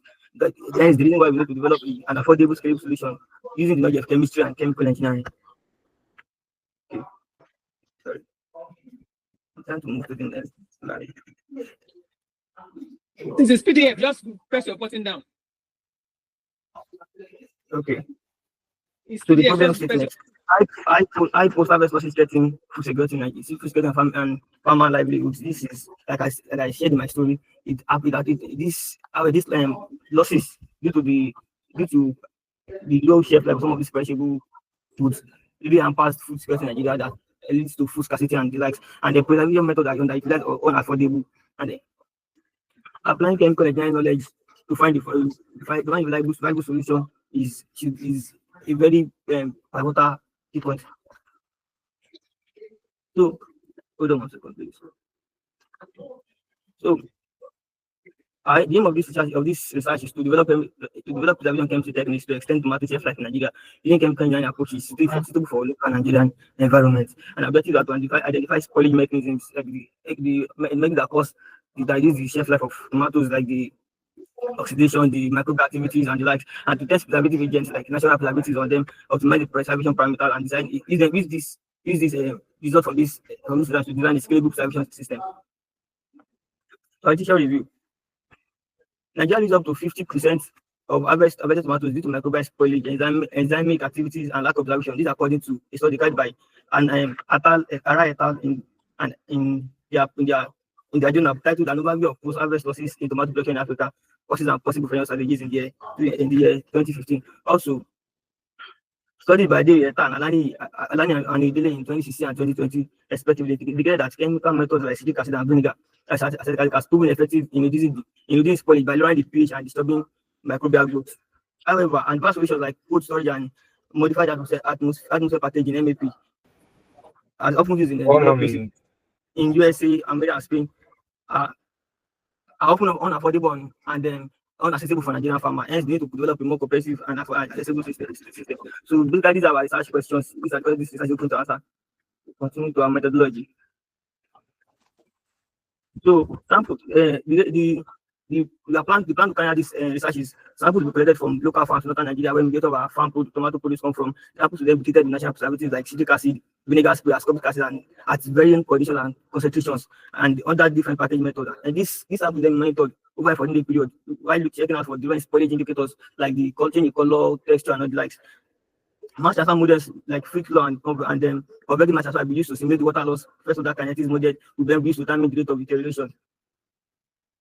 So you might be wondering that, okay, all this might just chemistry, what are we getting from this in the engineering perspective? So the data quality from this experiment is to be used in design, is part to be used in the design and fabrication of an automated sprinkler system. This is simple preservatives on this on samples, which expect to yield the following results: to increase shelf life by 7 to 14 days, reduce spoilage with low and the Yeah, time is to be scalable and very adaptable for sorry, 1 minute, please. So in conclusion, postharvest tomato losses in Nigeria remain in your barrier to food security, farmer income, and supply chain efficiency. Now, these are the references used for the research. Okay, all right. Thank you for your presentation. I'd like to encourage the remaining contestants to make sure to stick to time and make sure your slides are prepared beforehand so that for ease of screen sharing. So we'll be moving on to questions from the judges.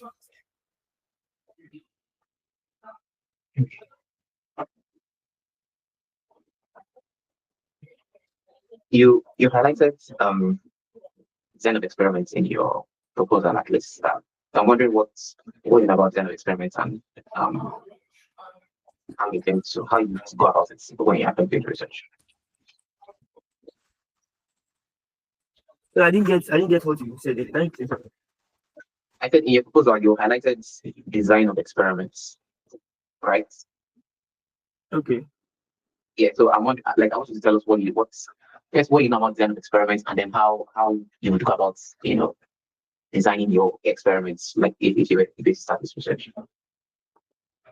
Okay, my understanding of design of experiments is like a structured, like a scientific method that is used to plan, experiment, analyze results, and then determine what condition is best or what approach is best for the result you are trying to achieve.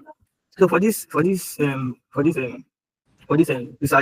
we are going to be using design of experiments to test different preservatives at different concentration and then different spraying time and different exposure time. The time at which these preservatives these tomato samples are exposed to different preservatives that are under consideration.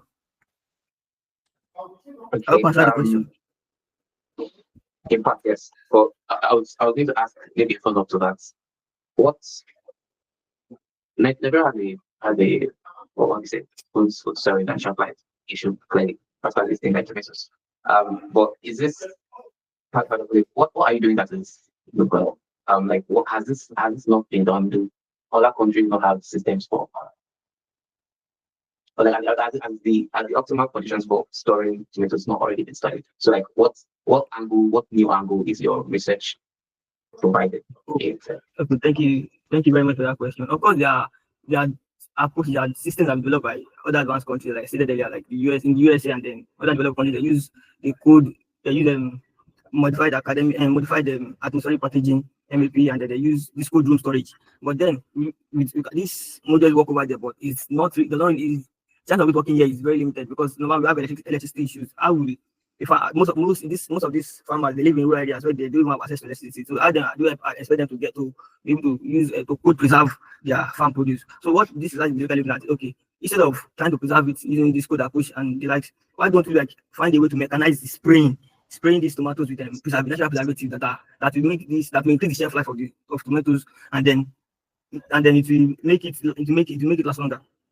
Basically, so what we are looking at is like we are going to try and to determine using this research trying to determine which preservative is best to be used in spraying tomatoes after harvesting, so as to increase their shelf life. So we are looking at, okay, if we are able to determine, okay, this is the best preservative at social concentration. All right. So we can then use this knowledge to then design an automated sprinkler system that works on a clean of conveyor. Like, okay, this tomatoes after harvesting, you can pass them through a conveyor system. That they'll now be sprayed. They'll be sprayed with the preservative that we've been able to choose based on the most optimal preservative we'll be able to choose, and then they will be sprayed before they are then loaded into basket and for the going to the final consumers. Okay, and just to be clear, are you suggesting that this idea of spraying and then spraying with preservatives is, I get that a locally for like the Nigerian situation is reasonable, but I that it has not been studied previously. Yeah, it has been studied previously, but then the approach of this research is, okay, we are trying to study previously, but then there has not been a system has not been studied on the level of, okay, this preservative can work can increase shelf life of the tomatoes. But then how they're doing implement it and like solve the problem. Okay, this is the solution. How they make it a practical solution that can be adopted all across the country. So we did not have this research. If carried out, then we're going to determine the best preservative and the right concentration that is okay for us. And then doing that, we can use that in developing it, designing and fabricating an automated sprinkler system that through tomato samples will be going to pass through a conveyor system and then sprinkled automatically with the preservative that I've chosen and then loaded into basket or whatever holding system. Mr. Ojo, thanks. What are the preservatives normally used? You keep on saying preservative. So what preservatives okay, ma'am. So the preservatives normally used are citric acid, ascorbic acid, and vinegar. These are the ones that standard ones that are normally used and that are good for enough for consumption at minimal treatment, like minimal exposure at very right proportion. So there's a what concentration? Yes, it must what concentration? Okay, for citric acid, that would be 2% concentration or below for the citric acid, and for vinegar that would be between 4 to 6%. That is the LD range. Any quantity above that, it can lead to fat, to spoilage, or to rotting of the tomato samples, and it is even harmful to the health. And is this not being practiced currently in Nigeria? It is not being practiced on the scale of which I'm envisioning it, because there is no system like this automatic sprinkler. It's not in place. So those are practices that just few farmers that are just like using when they're about to harvest, they just sprinkle. They use this solution also just sprinkle the preservative on tomatoes, but then it is not really because most of so what do you mean by this automatic sprinkler system? What makes it automated? When you say automated sprinkler system, what makes it automated? So it is basically electrically powered, and then the design is going to be like when you're going to have tomatoes running on a conveyor belt. Imagine, okay, most of us have been to the airport where we're about to go through a security check. They ask us to drop our luggages in a box, and then it goes. The box gets on an X-ray system, and on the conveyor belt, we then walks it through an X-ray system to check for. So because I was wondering, what is this automated sprinkler system? Is it not just to spray the tomato with the preservatives? Does this sense, does it measure something and determine the quantity of the, when you say something is automated, it is measuring something and then determining maybe the quantity of the preservatives to add, maybe the velocity, or maybe the concentration, or maybe the quantity. So, but if it's just passing and you're just spraying, I wonder what is automated about the system. Okay, the automated part of it is okay, to be using your base sensor. It's also devices that are sensitive when tomatoes don't pass through it, and then it automatically releases preservatives on it. That's the automated part of it. Okay, last question I want to ask you: what are the factors that affect tomato spoilage? Okay, we have the microbial and the acid of microbials on it. Like tomatoes actually contain microbes, and these microbes after harvest they keep growing due to the pH of the tomato, and then the weather condition in Nigeria is quite warm. This warmness even contributes because the microbes that grow on tomatoes, they thrive in this warm environment too. So are you saying atmospheric temperature, and what else? Atmospheric temperature, and then oxidation. These tomatoes are exposed to sunlight. So sunlight also reduces the quality of tomato over time. How about the humidity of the atmosphere? Does it affect tomato spoilage? Yes, it does. Yes, ma'am. So when you were designing your experiments, what was the range you used for, or what is the range you intend to use for both humidity, temperature, all these factors that affect tomato spoilage? Because you're going to, because obviously from what you're saying, from what I gather, all you are interested in is the concentration of the preservative. You're not interested, like you said, in developed countries, they might transport these tomatoes in cool rooms. And because it's cool, they can, for days, the tomato still remains in good condition. But in Nigeria, we use open trailers subject to the elements of the weather when it's very hot. And then, so of course, the tomatoes inside, in the middle, even the way we transport it, in baskets stacked on top of each other, will encourage spoilage. So why have you not considered the means of transportation? I didn't get the last part, man.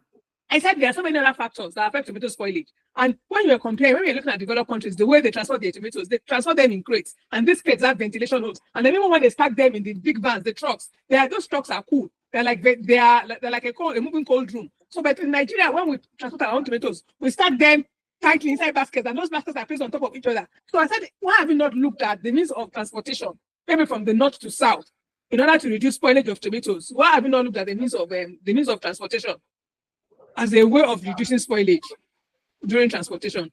Okay, this research has not really, research has not really gone into that aspect of because basically there's only one mode of transporting tomato up north from up north to the south here, and that's back of as you have already said. But then what this is focus about is how to reduce the activity of microorganism on this tomato place, and then how to form a layer of protection around it. So when it's exposed to when it's coated with these preservatives, it reduces the effect of microorganisms on it, and then the effect of sunlight on it, because it will be on, I said the tomato are on open at the back of open trucks. So then they have that sunlight. So this preservative in a way can shield the oxidation that can the oxidation due to the sunlight that can quickly reduce the quality of this tomato product. Okay. Okay. Ojo, time will Ojo. I don't know which one is it. Well done. For I have a number of questions. So the first one is, what are the other preservations that could have been considered talking about preservation?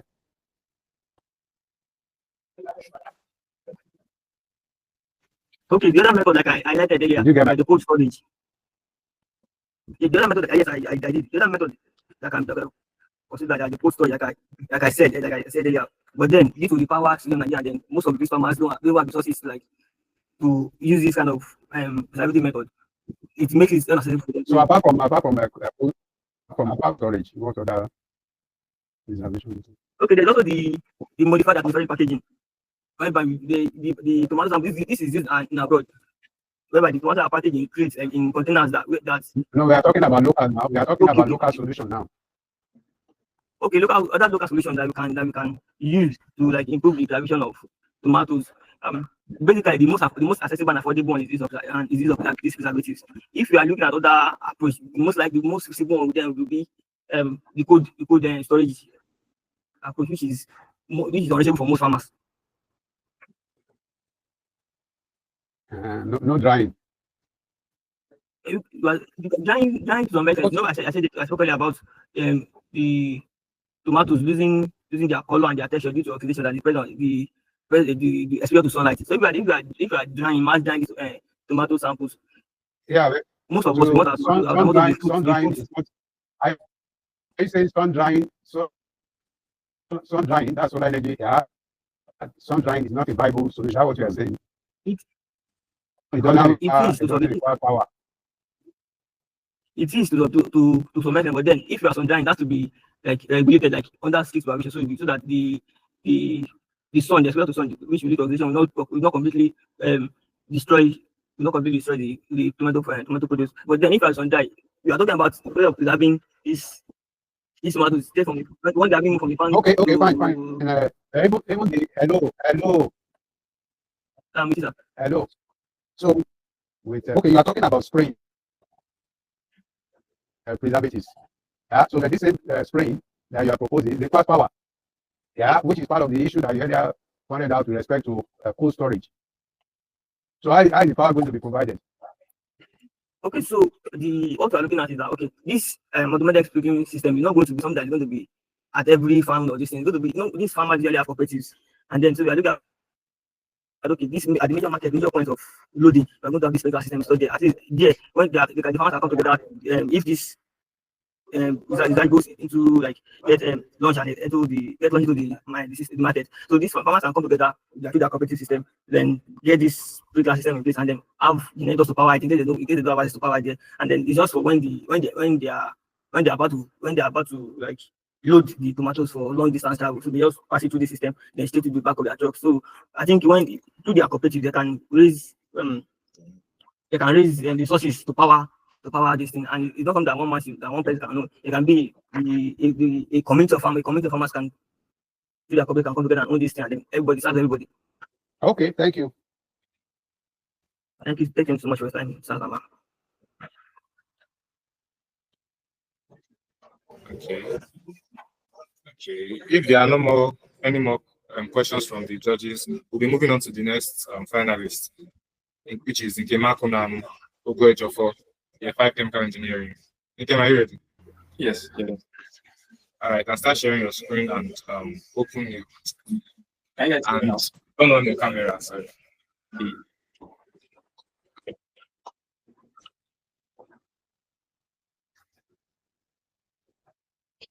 Okay, my camera is on now. I don't know if can you guys Yeah. see me now? Yeah. My God. Yes, we can see you. Okay, I want to share my screen.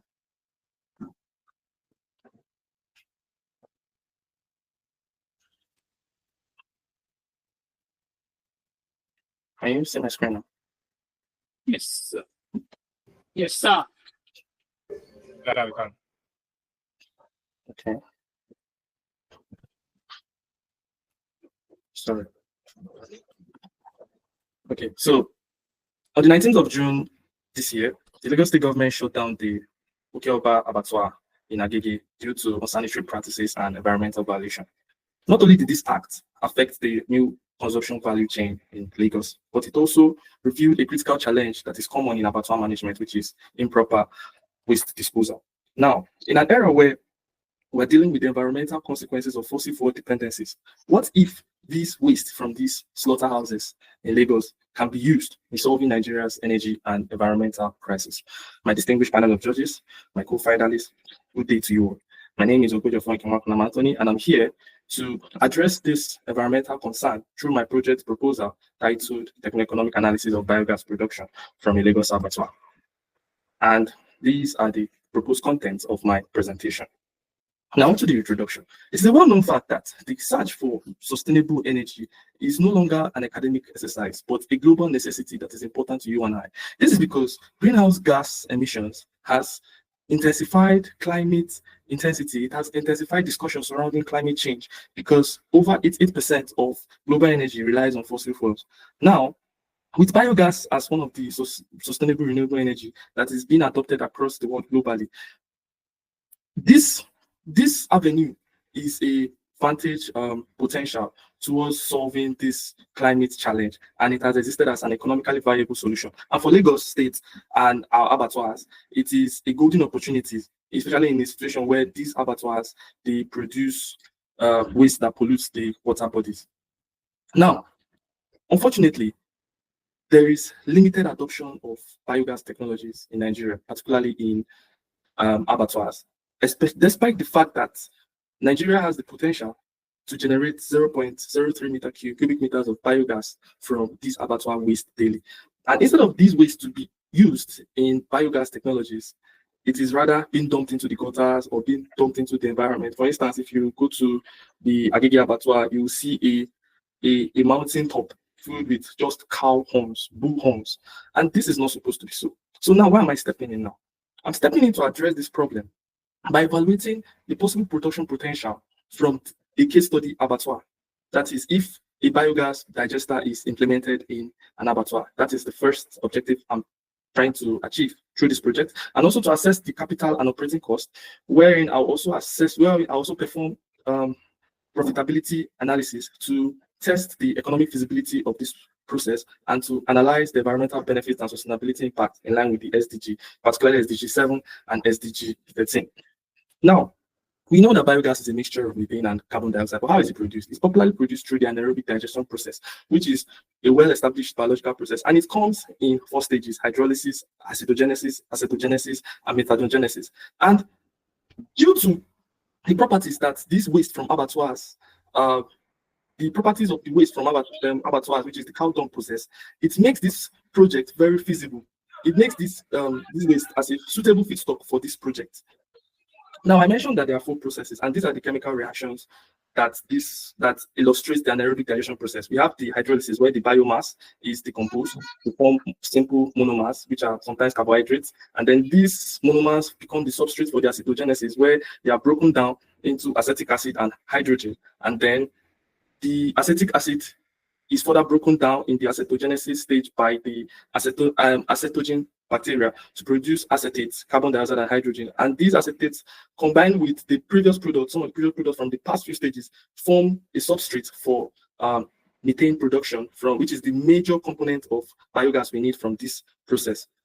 Now, of course, the technical analysis of biogas is not a totally new concept, as we can see that we have research that has been done in this line. We have the one from Ayodu et al., who proposed that the biogas production and fertilizer production is very, very suitable, especially where they have 12% of available land. We have Muhaja et al., who also performed the technical analysis of biogas production using Indonesia. And then we have Tesfadet et al. That used Ethiopia. And now my proposed approach to this project spans across three phases, which is data collection and actual simulation of the process and the economic analysis.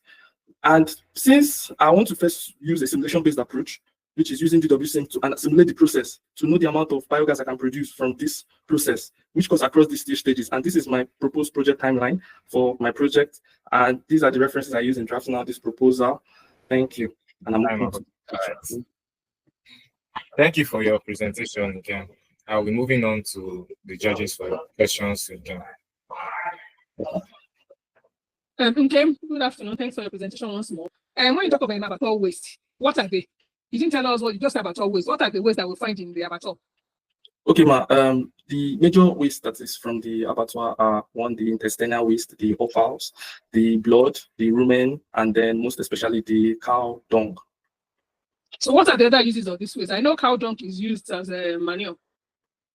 Okay, the intestinal waste, most times they use it in leather production, while for the blood, although the blood research is still ongoing on checking the potential of using blood in biogas production, but there has been some limitation because the blood from cow has high nitrogen, which inhibits biogas production. And then of course, so which one is more beneficial, to create biogas or to use the cow dung for manure?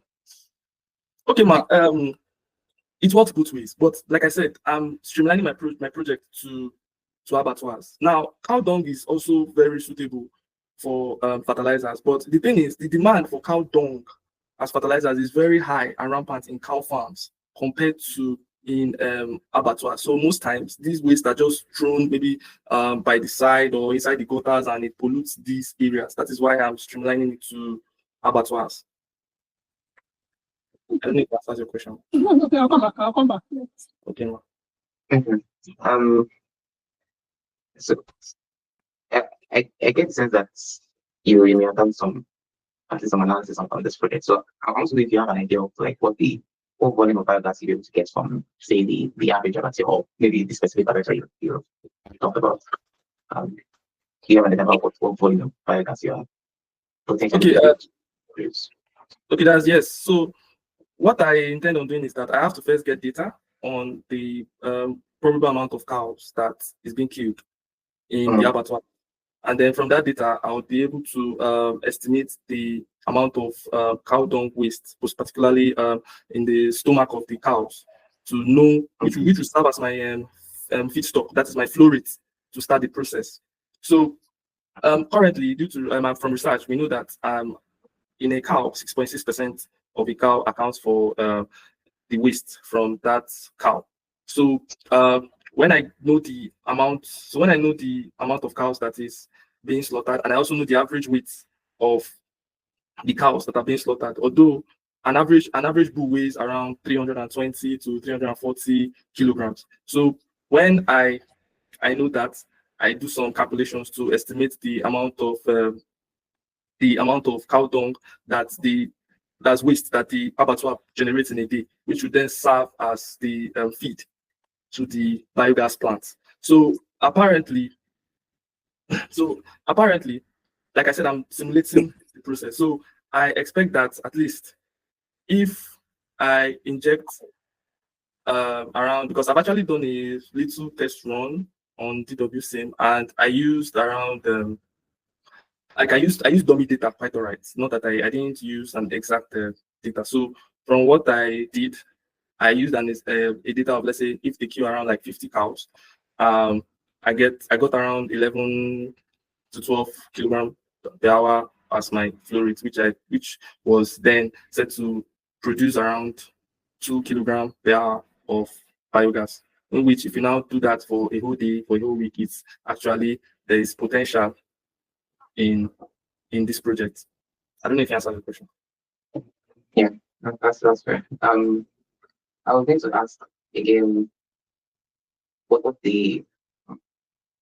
so within the in quotes, will you require, say, things like enzymes to assist? I mean, this is simulation, but like, is that going to be a part of the simulation? Are you assuming that are you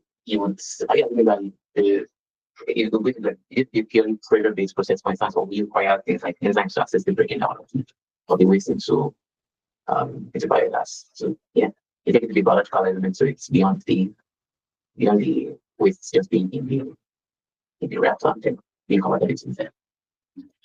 Well, like I said, it's still in the theoretical stage. So from the results I get, if this question I ask now is if I then want to scale it up, but naturally, the content of the biogas, it's I believe it's very viable to accelerate the fermentation process of the cow dung. I wanted to say cow dung, not biogas. I'm sorry. The content of the cow dung is something that I believe that would accelerate the fermentation of the cow dung in the digester, which would then I believe that would aid the production of the biogas. Now, where the enzyme, that is where the enzyme would come in as catalyst is, let's say, in a situation where I have to then study the retention time that the cow dung will spend in the biodigester to become biogas. So if peradventure I want to speed it up, that is then where the enzymes would come in to accelerate the reaction that entails, that's the anaerobic digestion. Okay. You also highlighted capital and operating costs. So just projecting, since you've not got to it, what do you think are the key capital costs for something like this? And if implemented, would it be something that I would say be implemented at each abattoir, or is it? Are you eventually something like it's like a plant somewhere else where you have to transport the waste to actually process it? So is it like a distributed system in that sense, or would it be like it would be like a centralized plant somewhere, like you have with refineries and the likes? Okay. So the capital consideration, like what are the key elements of your capex analysis, and then what are you looking at, like a distributed system or something centralized somewhere? Okay. Thank you very much for the question. So yes, I mentioned the capital cost and the operating cost that will be required to set the plant up. So the major elements that will be required in this capital cost majorly is the cost of installation, the utilities cost, and the labor cost. And then if peradventure, of course, like I said, I'm using a government facility. So hopefully if it's a project that will go private, then I have to also look into like royalties, to taxes and all that will be involved in the capital cost of the project. And yes, luckily I've been able to also do some extensive research on the abattoir, and they have sufficient land area that is okay to set the plant in the abattoir. So because definitely to maximize profits, one has to minimize costs. So definitely I would like to minimize logistics costs. So the plant will have to be set up there. And also to even minimize the stress of transportation when the biogas is produced, then to be sending it back to the abattoir again. So the plant will be set up in the abattoir site, and it will run there majorly to cut down on this logistics cost and like the whole transportation hiccups that may occur in the process of running the plant. Because this Lagos, there could be situations like traffic, and there could be situations, and since I want the plant to run continuously, I would not want a situation where maybe they put in 11 kilograms of feed in an hour, and then the time is wasting. There may be a delay for the next batch to come in. So rather than be involved in that, why don't I just set it in the plant to cut down on logistics issues that may occur? Okay. I guess the final question for me is, I'm not too familiar with the anatomy of cows or what happens after the accumulation. But are there other, like beyond the cons, like you mentioned the cons, which I don't think are useful to you, but like beyond the cow dung, what other part of the cow is waste that's valid for your biogas? So is it just the cow dung? So is every other part of the cow sold in some way by the abattoir? Yes, like I said, it's the waste in the cow that I'm interested in. So it's much more like it's a mutual cycle, in the sense that the abattoir management, they sell the meat to the consumers, while what I'm interested in is the waste from the cow, which is why I mentioned. Yes. What is the waste, like beyond the literal cow dung, which is waste? Are there other parts of the cow that are also categorizing under waste, or is it just the cow dung? No, it's majorly the cow dung, then probably the intestinal waste that probably cannot be sold. That end up not being sold. It can also be, which can also form as part of the waste. All right, thank you. Thank you.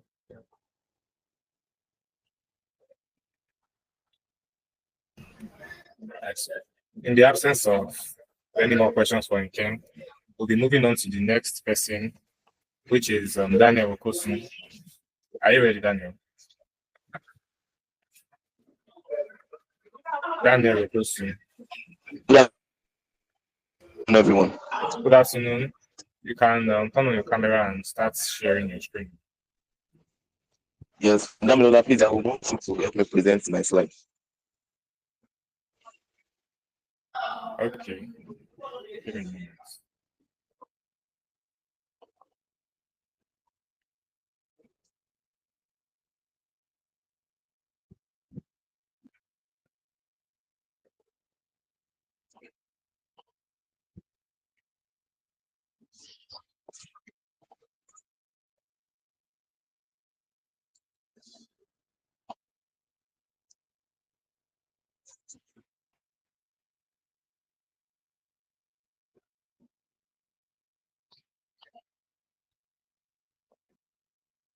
Okay, I will start sharing my screen now, but you can turn on your camera, Daniel.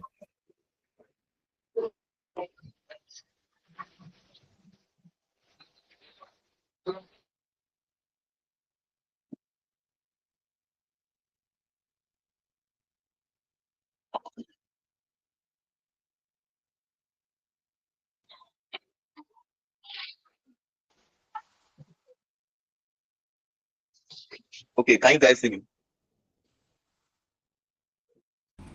We are not guys. Okay, sorry. Oh.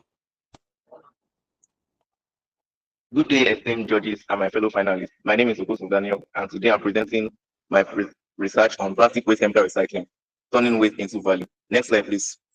Can you put your slide in display mode? Okay. So, plastic waste has become a global crisis. Put your slide in display mode. Oh, he has done that already, sir.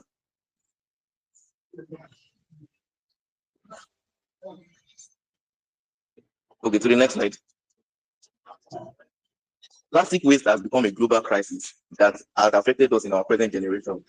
As we all know, plastic creates an environmental burden that our current recycling system cannot fully handle.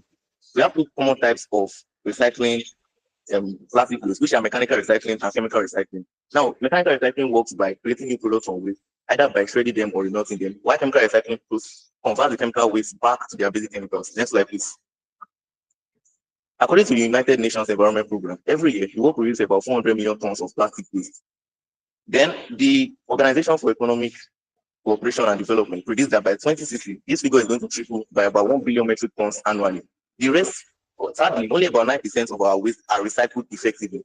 The rest plug our cities, they pollute our oceans, and they cause harmful threats to life. If you see the bar graph displayed over here, you will see that the amount of plastic waste recycled annually as compared to the amount recycled effectively, there's a wide margin between them. This shows that there's a wide gap in our waste management system. Is this the best we can do? How can we turn our waste problem into an opportunity for value and sustainability? Next slide, please. So this research focuses mainly on thermosets because they are the hidden problem in our waste recycling. An example of thermosets are epoxy resins, polyurethane, siloxane, and phenolic resins. Products formed from them are tires and the switches from light bulbs. Now, why does recycling fail for thermosets? Because they can't be melted and reshaped. Mechanical recycling can't work for plastics that have tough structures because while thermosets can't be recycled and reshaped. So because of that, they end up in landfills and are harmful emissions. Next slide, please. Now, this research aims to explore and test chemical recycling methods to break down thermoset waste and to feasibility of the proposed solutions. Next slide, please. Yes, from the literature reviews, this work is not something that is new. It has also been researched by other scholars in the field. Like an earlier work done by Pickering, he concluded that mechanical recycling can't restore thermoset back to their material value. Surel et al. In 2023 built on this work by reporting that epoxy thermoset like epoxy are downgraded by mechanical recycling. Then Libler et al. In 2014, he gave a theory that these thermosets have a reversible covalent crossing that prevents their flow. So practical solutions for thermoset discovery are still limited. Next slide, please. So how do we go about these steps to ensure that our thermostats are effectively recycled? I divided my research steps into 6. The first step will be sample collection. Here, the thermostat plastics will be collected from construction sites or automotive repair facilities where they produce cars, and they are going to be manually cleaned and cut into smaller sizes to increase the surface area. The next stage will be the material characterizations, where we are going to classify this waste into their groups. For example, urethane liquids and phenol group, spectroscopy. Now, we chose this method because it is cheaper and it can be found easily in the lab. Now, this FCIR works by analyzing the plastic waste and absorb the plastic light and comparing it to notes. Next slide, please. Yes, the third stage will be the depolymerization experiment. Here, we are going to break down the thermostat waste using chemical agents like ethylene glycol to break down epoxide groups, sodium hydroxide to break down phenolic groups, and dilute HCl to break down siloxane points. Are you getting it? So these chemical agents, they work at certain temperature, pressure, and time range, which I specified in my research work. The first stage will be separation and purification. Here, we are going to remove solid residues like fillers and fibers from the reaction mixture using chemical unit operations like distillation, crystallization, and solvent extraction. Next slide, please. Then the fifth stage will be the evaluation of reusability. Here, we are going to check if the reaction mixture, that is the recovered monomers, can be repolymerized back to plastics. And if we find out they cannot be repolymerized back to plastics, we are going to try to convert them to other usable products, such as chemical feedstock, additive, or fuels. The sixth and final stage will be feasibility assessment. Here, we'll try to construct a small-scale flow diagram to outline the recycling pathway and to ensure that they are economically feasible. Next slide, please.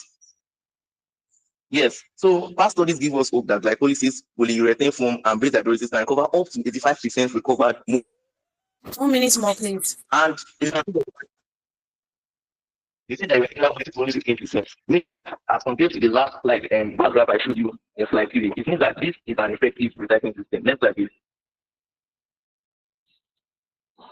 So these chemical recycling methods can be integrated in industries by chemical recycling for nearby next slide, please. Next slide.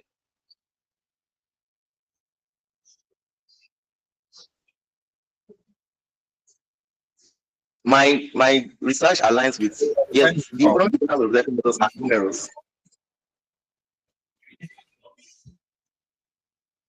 They are numerous, but the ones I can include are that they can ensure a circular economy. They can make us have a clean ecosystem by removing waste from landfills. My summary shows that chemical recycling it is impactful and practical. By investing in these methods, we can turn plastic waste from an environmental source of value. Yes, and this is what I open move closer to a cleaner future. Very much for listening. I look forward to your questions. Yeah, my references are also thank you for the presentation, Samuel. We're taking questions from the judges now. Okay, sir. Have you considered the energy requirements of this recycling process? Sir, come again. I can't hear you. Have you considered the energy requirements of your process? Well, how much energy? Well, yeah. What are the key steps? What are the key steps in your recycling process that require energy? And then do you have an idea about how much energy will be required to actually achieve this goal? Yeah, this chemical recycling process does not require much energy as mechanical recycling system because these thermostat waste, they can't be melted. So we don't need much energy for that. What we really need are to employ our chemical agents to depolymerize the different types of thermostat waste. Are you getting me, sir? So these chemical agents are going to work at certain temperature, pressure, and time range. For instance, in using glycolysis for epoxide resins, they only require a temperature range of 100 to 250 degrees Celsius. For phenolic resins, they only require 200 degrees Celsius. While for siloxane group, they only require 50 to 100 degrees Celsius. So the temperature range is very low compared to mechanical recycling. So we don't need too much energy. We only need to work on the chemical agents that are going to depolymerize them. Okay. Yeah, that's fine. I also need to ask, I guess, following that is, you mentioned a number of different thermostats. So you're dealing with different kinds of waste. Is there a reason why you're not focusing on one kind? Have you considered the related abundance of this waste in like Nigeria, since this is probably the focus is where you are? So have you thought about like essentially the source of your raw material, where did you get raw material from? for each different thermosets, in what quantity are you going to get them, and so on. Yes, sir. So as preparing where we can source for these materials, we can source for them at chemical construction sites. We can find them at automotive facilities. Yes, the automotive facilities are the places where they construct your cars. And most of the materials used in constructing cars consist mainly of thermoset waste. Are you getting me? And also in construction companies, there are some materials used in making buildings that the remnants of them fall on the ground and are left to degrade or decompose. So we can find those materials there and use them to source. We can use them to source for materials and get on with the experiments. Okay, so I get that for like experimentation, but like it's in like the long term, you can't think about the logistic challenges that'll come, because for all that kind of ways that you typically expect to just be at like a what do you call them, a land dump. So those are like more central locations. You can make a better case for those kind of waste, maybe plastics and the likes. Well, in this case, if you're going to be thinking about automotive factories, construction sites, then there will be some logistic challenges with planning of this. Well, I get that for experimentation, you can pick up these things and at least test them out. Just think long term as well. Okay. I think that is for me for now. And for now, so yeah, any questions, right? Yeah, hello, Daniel. Yes, sir. So you are looking at thermosets, or you are looking at plastics in general? Actually, we are looking at thermoplastics and plastics in general, but thermoplastics already have an effective mechanical recycling system, of which can be helpful. And for now, we can focus on using mechanical recycling to recycle thermoplastic waste. But this research mainly focuses on thermosets because thermosets are deemed to be unrecyclable. If you check various researches, they deem that thermoset plastics can't be recyclable by any other means at all. Even though we have researches from past studies that have seen this feed that chemical recycling can work for it. So this research focuses on integrating these methods to industrial applications. Yeah. So why didn't you properly reflect that in the title that you have? Why didn't you then properly reflect that in the title of the proposal? Because you gave the impression that you are dealing generally with plastics, and I also want to challenge your notion that mechanical recycling for plastics is already a solved problem. Is that really the case? No, sir. Mechanical recycling, yes. Can you hear me, sir? Like I mentioned earlier in my research work, mechanical recycling your video. Yes, mechanical recycling.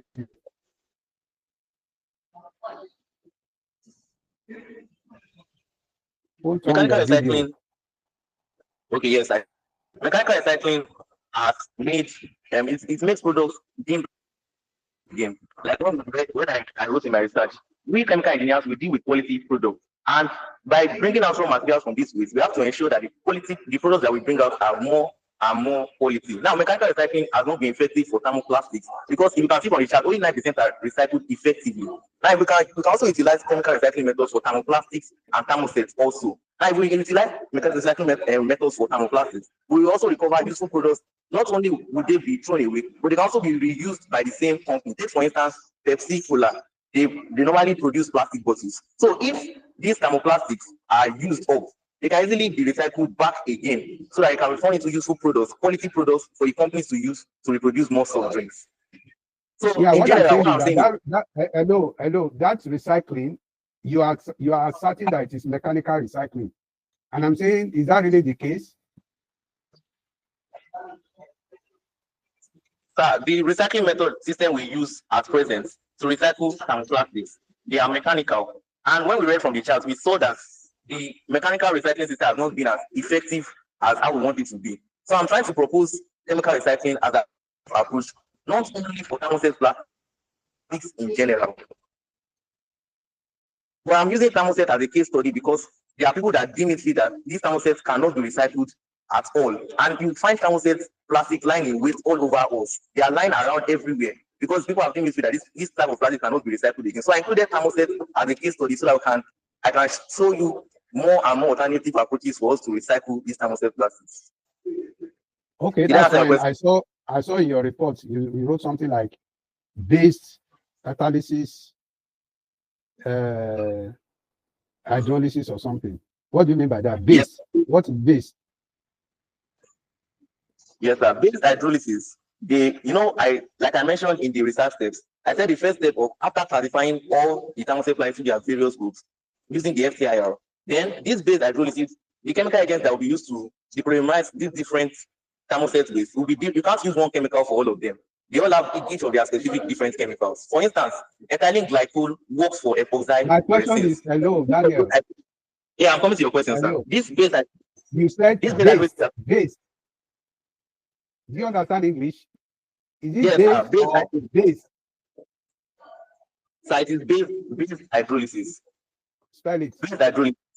Yeah, so base hydrolysis works for phenolic groups, and it requires a temperature range of 200 degrees Celsius between 3 to 5 hours. What you wrote is based. B-A-S-E-D. Yes, sir, that's what I wrote. Base. Like is sir. Is it B-A-S-E or B-A-S-E-D? So it is B-A-S-E. It is B-A-S-E. Then what you wrote is B-A-S-E-D. Like I said it was a typographical error, sir. It's supposed to be B-A-S-E. Sorry for that. Okay, we are looking at solving local problems. So when you talk about production of cars as one of the areas where you can get these thermoset plastics, so mention to me 2 or 3 car production locations that we have in Nigeria where you can get these materials. Yes, sir. There are some car facilities. And in what quantities? Yes, sir. Like the most common facility we can find a car facility, like the car facilities we can find in Nigeria. The most common one is at Kaduna, where they do assemble the car parts together. What is the name? Yes, sir. So this car, if you go to Lagos now, also what is the name? What is the name of the plant? Yeah, it is a car assembly part. It's a car assembly plant. They assemble cars there. And what is the name of the car assembly plant? What is the name of the car assembly plant? Oh, I think it's a Kaduna car assembly plant. But if it's not correct, I will check. I will note this and work further to investigate this in my further research. Yeah, so you just to know that, I mean, you just don't make statements without any sound basis for those statements. I mean, you are trying to write a proposal to solve an actual problem. So the problem should not be in the air. It should be actual problems that people can relate to. Yeah, you are not aware that the plants, the car manufacturing plants, or rather car assembly plants in Kaduna is Pojo. You are not aware. I'm not aware, sir.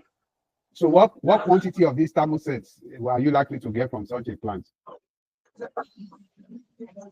We don't need, like, this research proposal will be done on a small scale. So for now, we will not need much of that. And like I mentioned earlier, we can also find cars that have been disposed of. If you go around Lagos on the main side, you see some car parts that have been disposed of, or mechanic shops. Some cars are not in use anymore. You can meet them all over the places lying around. So all those kind of waste too, we can also gather them all together and use them, not only for automotive facilities. We can also go to mechanic workshops to find them. We can go to construction companies, we can find them. And also, this chemical recycling method is not only limited to thermoplastics, thermoset alone. It can also be implemented in thermoplastics and plastics in general. Like I mentioned, okay, fine. I heard you say that these materials give off harmful emissions. What do you mean by that?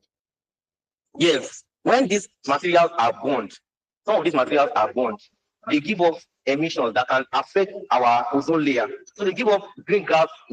They are against greenhouse. They give off greenhouse gas emissions that work against our ozone layer, and they measure that our ozone layer. What is greenhouse gas? Yeah, greenhouse gas effects. They are those gases that affect the ecosystem. What is the major culprit? The major culprits of greenhouse gas emissions are burning of carbon fuels. And some of these thermoplastics are also made from fuels. Greenhouse gas. Yes, sir. Greenhouse gas emissions. They also come from fuel. What is the major culprit? Give an example of the greenhouse gas, the common greenhouse gas. Yes, an example is chlorofluorocarbon. That is the Greenhouse gas. CFC. Yes, CFC is a potential for ozone layer depletion, but is that the major They're culprit? not greenhouse gas. This is like greenhouse gas. Okay. CFC is an ozone layer depleting substance, not a greenhouse gas. Okay, I'll take note of that. Carbon I'll dioxide. work for that. What is carbon dioxide? Yeah, carbon dioxide is CO2. And carbon dioxide are produced from plants. You know why they are produced from burning of all this. They are produced from incomplete combustion. Complete combustion CO2. of materials. Yes, ma'am. But why Incomplete CO2 combustion. from incomplete combustion of carbon materials? CO2 is produced from complete combustion of carbon materials, while CO is produced from incomplete combustion of carbon materials. So CO2 is one of the major causes of our depletion of the ozone layer. Hello, Mr. Man, don't get it all mixed up. You're talking about greenhouse gases, you're talking about ozone layer. They're two different things. Greenhouse gases is responsible for global warming, and the chief culprit is CO2. Ozone layer depletion is a different thing entirely from, so you're mixing all these climatic things too. You're mixing them all up. CFCs, yes, responsible for ozone layer depletion, is the chief culprit for ozone layer depletion, but CO2 is the chief culprit for greenhouse gases, responsible for global warming. So don't mix them all up. Yes, ma'am. I'll take note of that, ma'am. So greenhouse gases. Okay, that's all. That's all. Thank you. Oh, last person. Next. Daniel, for your presentation, and thank you, judges, for the question. Daniel is also a year 2 student. So moving on to the last person, the last finalist for this competition, I'll be calling Ebonluwa Omokariola. Sorry, Ebonluwa to come and Thank you, Dami. Let's come and present. You can share your screen now and turn on your camera. All right. Can you guys see me? Yes, we Why can. do people Say keep you saying guys. guys? Guys. Everybody, Sorry, sir. just Sorry, a simple question. Can you all see my screen or something? Sorry.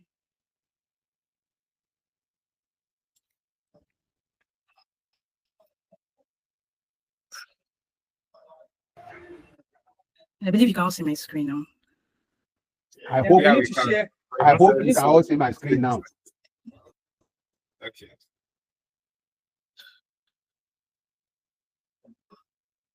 Jesus. That's the question. Sorry, I'm coming. No, it's So we seem to have several on plastic. Plastic waste. please. Just go to the slideshow. Go to slideshow. Sorry, the stuff is hanging. I don't know why it's hanging. I can see your cursor moving. Your cursor is moving. Move. Just go to slideshow. No, ma, the PowerPoint is hanging. I don't know why. Why is your cursor moving? Because it's You are not in slideshow. That's why it's not moving. Just go to slideshow. You're no longer. You're already sharing your screen. So just go to slideshow. There. Yeah. You passed. Okay. Just go to 1, 2, 3, 4, 5, 6, 7. Number 7 slideshow. sorry. I need Move to. up. Move it up. Left it again. Sorry, I'm coming. Sorry, please. Pardon.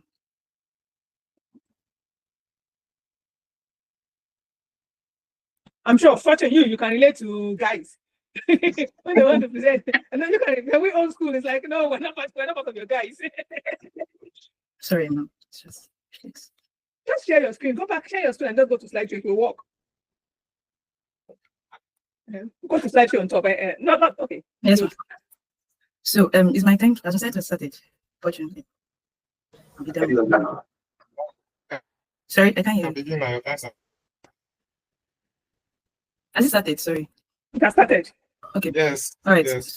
I'm sure we all know the feeling of wanting to relax in your home, and then all of a sudden you are perceiving smell of smoke that is coming from burning plastic, or maybe you are running around outside and then you see gutters filled with plastics, and it just makes you feel somehow.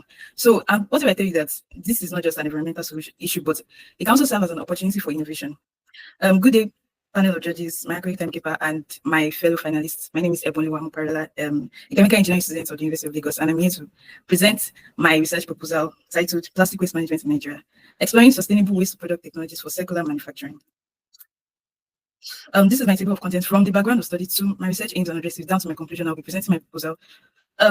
We know that Nigeria generates over 32 million tons of waste yearly, according to Inaugural reports, including 2.5 million tons of plastic, and we rank 9th globally in the world. So, with all this plastic, we still have a low recycling rate of 10%, which contributes to pollution and environmental harm. My promise statement is that Nigeria faces a growing plastic waste problem with low recycling rates. Weak systems and policies hinder sustainable and economic waste product solutions. My aims of this research is to investigate the methods of conversion of plastic waste into usable materials for circular manufacturing in Nigeria. My objectives are to assess current plastic waste management practices in Nigeria, to identify and evaluate feasible waste product technologies applicable in Nigeria, to propose industrial scale waste product adoption strategies and policies to support the implementation of this. My literature review examines Nigeria's waste management status, food conversion technologies, and their potential for sustainable development. What is the current waste management practice in Nigeria? So plastic waste management in Nigeria is largely informal, meaning we have local recyclers, meaning waste pickers, local waste pickers. I'm sure we all see them every day. We've all seen them at least once before. So, and eventually, much of this waste still ends up in landfills or is burned. So worsening pollution and contributing to our carbon footprint. What are the waste to product technologies and circular manufacturing? I have proposed 4 waste to product technologies that should be applicable in Nigeria. Number 1, pyrolysis and chemical conversion. This involves the conversion of plastic waste into fuel. And according to studies have shown that 84% of fuel can be obtained from 1 kg of plastic at temperature of 360 degrees Celsius. And this process not only produces fuel, but it also reduces greenhouse gas emissions by 40%. And then the second method is mechanical recycling and processing. This is a common method that is currently being used in Nigeria, and it involves the physical breakdown of plastic waste into fine pellets that can be used again in manufacturing. And then we have additive manufacturing, which involves breaking down of plastic and turning them into printing products. And then we have biotechnological conversion, which involves the use of enzymes and bacteria in the breakdown of plastic waste and converting them into value-added products. So these are the several studies that have examined the plastic waste product technology, such as Oluwatosin and Lawal in 2021 concluded that the method of pyrolysis doesn't just reduce plastic waste. It doesn't just reduce plastic, but it improves Nigeria's energy excess. So it's kind of like killing 2 birds with 1 stone. And then the second research observed that the lack of standard equipment and quality control limits the competitiveness of mechanically recycled products, meaning the mechanically recycled products are of low quality compared to virgin products. So they can't really be they can't really fit into the circular manufacturing system. And then Solar and Trinity in 2023 demonstrated that recycled polyethylene can be repurposed into filaments suitable for additive manufacturing. And then the last one has shown that certain bacteria it shows that certain bacteria can degrade polyethylene and polystyrene. So what are the future directions? Where should we go? So advanced plastic waste solutions in Nigeria, research should focus on affordable price systems, especially in the rural areas where most of these plastics can be found. Improved recycling products, 3D printing with recycled plastics and biotechnological methods, meaning we should implement these technologies into Nigeria. And then collaboration among researchers, industry, and government is key to success. My methodology is material review from secondary sources such as journal reports, government policies, and then data collection from reputable sources such as Google Scholar and ResearchGate. And in data analysis, I will make thematic and comparative analysis to compare the feasibility of these technologies, and then the feasibility assessment and their insights. What my study is expected to clarify the scale of Nigeria's plastic waste challenge, evaluate plastic to fuel technologies like pyrolysis, assess viability, propose practical adoption strategies for industry, and provide a feasible matrix and lessons from case studies. I conclude by saying plastic waste in Nigeria is both a serious challenge and a valuable opportunity. With the right technologies, policies, and inclusive systems, it can give innovation and sustainable growth through circular economy. Thank you. Thank you so much. Thank you for your presentation, Oluwa. So we'll be entertaining questions from the judges now. Hello. Hello. Yeah, we can hear you. That's how we can hear you. Okay, thank you for your presentation, Oluwa. You're welcome, sir. What do you mean by additive manufacturing as a route to dealing with this problem of plastic waste? Second? Additive, you mentioned additive manufacturing. Yes, sir. What does that entail? Yes, sir. And what are the chemical engineering processes there? Okay, it entails like converting plastic waste into products that can be used for printing, 3D printing. That way it entails. Yeah. What is 3D printing? 3D printing is printing of 3D objects. That's it. Yes, sir. Okay, your slides. You started with a table of contents. Yes, sir. Do you use a table of contents for slides or for books? You should be talking about your presentation outline rather than a table of contents. You use a table of contents for reports, for books, for stuff like that. Yes, sir. Not exactly. What quantity of materials are we dealing with? Because you cited the UNIDO reference. Are we saying there are no local references that could have been cited to support the quantity of the materials that we are talking about? There are many resources, there are many references, but I just so again, I think part of the whole idea about this whole process or event is for us to be able to think locally, in solving our problems. So as much as possible, we look at what are the things that other people have done within the space that we are interested in, on a local level. If we then don't find anything on the local level, then we can go global. So what is the expected benefit from this as an outcome of this endeavor? Okay, so we can look at the research gaps. Like we can look at ways why isn't this technology being implemented in Nigeria. So we can look at why are they not being implemented. Then we can find solutions or recommendations as to how to curb those gaps or those challenges. How to close the gaps. Yes, sir. Exactly. Okay, that's all for me for now. All right, thank you, sir. Yeah, thanks, Ebonluwa, for your presentation on plastic waste management. Now, why do you have to manage plastic waste? Why do we have to manage plastic waste? Because plastic wastes are everywhere.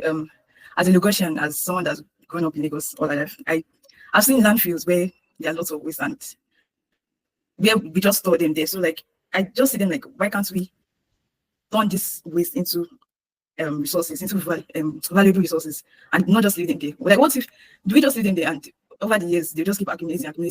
There is an underlying reason why that is the case. That's the question. Yeah. Sorry? Okay. There's an underlying reason. Let me help you out a little bit. When you talk of waste management, waste management because that waste is a nuisance for now. So what is the Lagos State government doing about plastic waste? What has it proposed? What is it proposing? Okay, there are policies and there are no, what is on ground? What does it want to do to plastic now? Because of the problem, what is it saying that if they had this way, we'll do? Okay, currently, there's mechanical recycling of. Okay, no, that's not what I'm talking about. I'm not talking about okay. When you look at plastic waste is a nuisance to the environment, so we have to manage it. Okay, what is the best form of management? What is the best form? You want to deal with plastic waste, but what is the best form? Is it not to have no waste at all? So the Lagos State government was thinking like if it has this way, it will ban the use of plastics because it's creating a nuisance everywhere. If you ban the use of plastics, then we won't talk of plastic waste. Now, but because this plastic waste is finding its way to the environment, it's finding its way to landfill where it's being burnt and it's polluting our environment, it's finding its way to water bodies, causing a lot of problems. Even the drainages, there's flooding in Lagos all the time because all these plastics find their way to drainages. So we're thinking of okay, instead of the way it is being disposed of, can we now do something about it? Can we recycle it? Look for other means. So when you're talking of management, you should look at all the other options available and not just get stuck with okay, let us recycle. There are other options to management that are better than recycling because when you talk of recycling, at the end of the day, they say that plastic that has to be disposed of.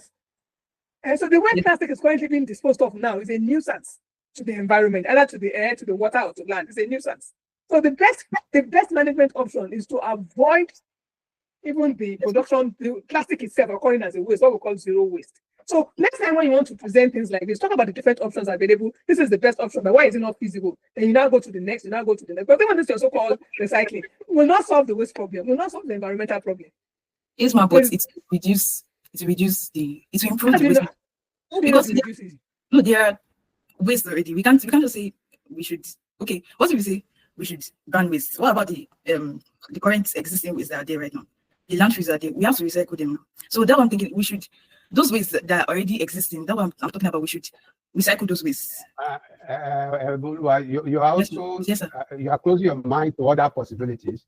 For example, you did not talk these current plastics, the the fact that it takes a very long time. They are said to be non-degradable. And that was originally the attraction that made I mean, you don't want to cut down trees. You want, I mean, the days, of course, people use leaves to wrap my mind or Yes. to wrap a core or agidi or whatever. Which are degradable, okay? Because your leaves, when they get into the environment, they eventually degrade. Then before you know it, we started migrating into using plastics, yeah, to produce to wrap so many things and all that. Remain in the environment for hundreds of years, running into thousands. So part of the solution, which again you could have looked at, the biodegradable plastics for these non-degradable ones, because those ones can easily degrade when they get into the environment as an option. Do you understand? Yes, sir. I understand what you're saying. I understand you. Okay. Thank you, sir. Okay, so I have a couple of questions. The first thing is that when I reviewed your proposal, I got the sense that you were going to focus on paralysis. Well, you didn't necessarily focus on that in the presentation. So I guess my question initially was going to be why paralysis, but now the question will be why did you take a more general outlook? Why are you more specific about something and maybe depending on a particular case? Okay, yeah. Initially, my proposal that I submitted, I was going to focus on paralysis, but then it didn't really.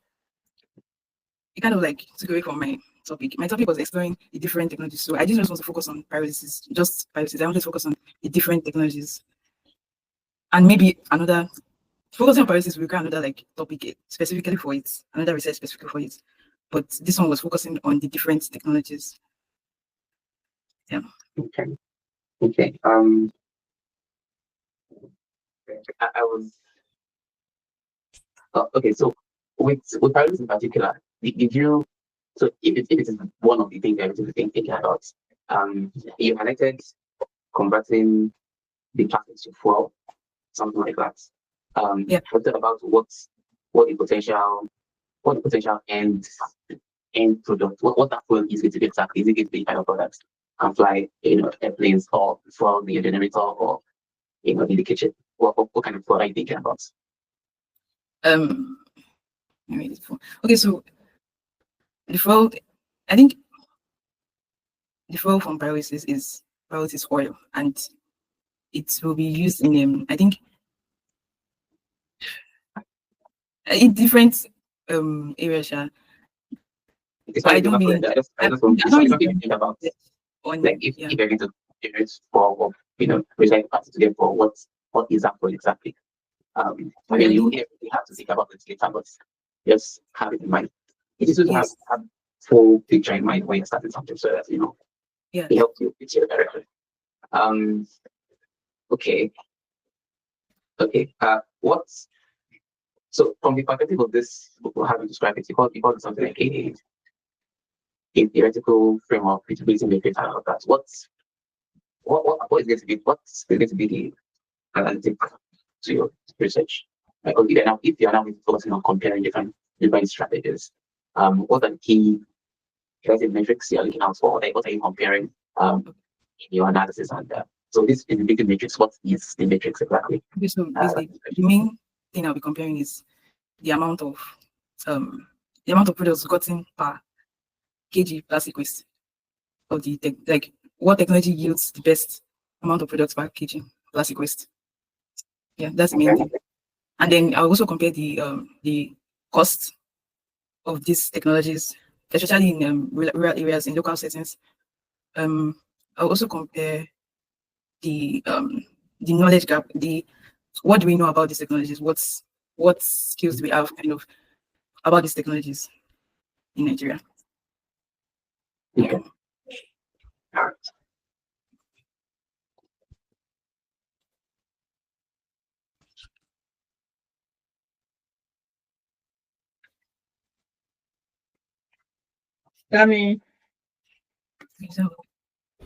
All right. If there are no more questions, I'd firstly like to thank all the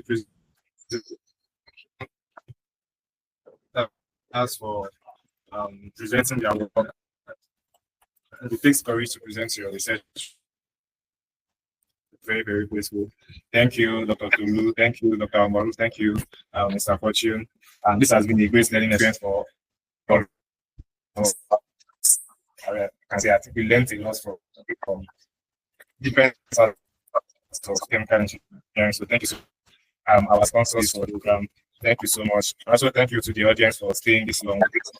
So while we wait for the judges to send in their scores and while we compile the results, we'll be opening the stage to the audience. So if you have any questions for any of the presenters, you can just raise up your hand and you'll be called to unmute. All right. Hello, where are we sending the scores to? Okay, so you can send it via WhatsApp. Are we supposed to send individual scores? Or should we meet and just present the results at once? Huh? Hello? I think the question I'm asking the. Yeah, that's the question I'm asking. I'm asking the. I think they mentioned wanting to take an average before, so maybe they want the individual scores from us and then they take an average. Sorry, I didn't get what you said. My network is not good. Are you coming here? Dr. Tolo was asking if he wanted us to do you want us to meet and provide you with like scores for each person, or do you want to get our individual scoring for the different people and then you aggregate it yourself? Okay, yeah, we're thinking of getting the scores for each of the judges, and we find the average of each of them. So the winners.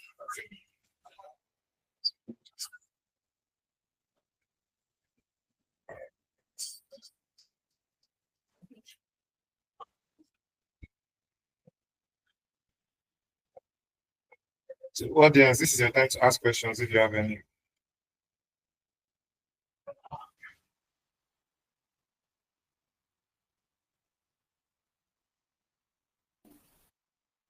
Hello, Damilola. Sir, I can hear you, sir. Okay, so do you want us to send each individual total score or with a breakdown? Yeah, because next time you should have prepared the template. Yeah, and you could easily have done this also, for example, using the Google form. So that way, we just enter the numbers and you get all the individual scores. So as it is, do you want just for us to send to you by email the individual total score? Total score individual or with the breakdown? I think let's get the individual score for now so that we can be fast about it. It should be sent to you by email. Yes, sir. Or WhatsApp, anyone that is convenient. Do we have your WhatsApp? I think it's okay to do it by email. Yeah, you could send to an officer if you don't have my number. But email is fine. I don't think Yeah, by email is a lot easier because I can send to you and copy her or send to both of you. Okay. All right, let's go with that, sir. So we send you and Nofisa email. Yes, sir. Is that okay? Yes, sir. Okay, let's do that.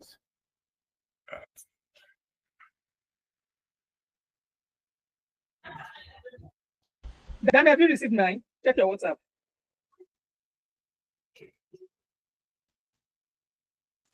Yes, ma'am. Yes, I've received it. Thank you, ma'am. Okay. So, Blaze, can you help us collate the results? Sure. I'll do it now.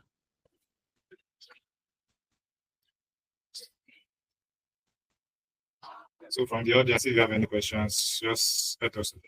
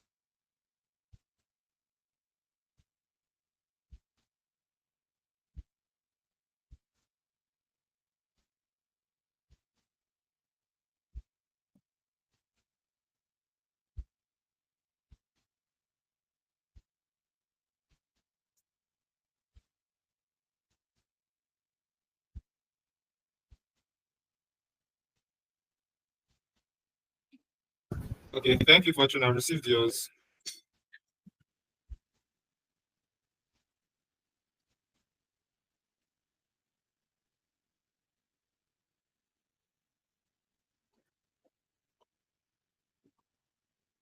The audience have no questions. You guys have questions now.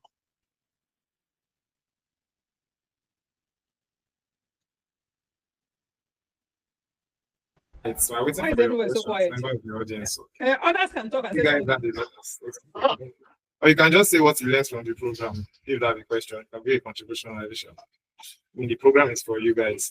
It's for us.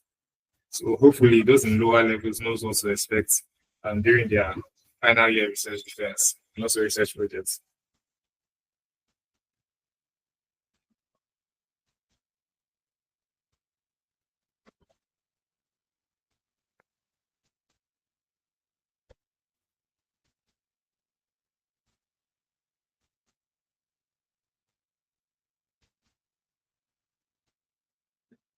Have you received mine now?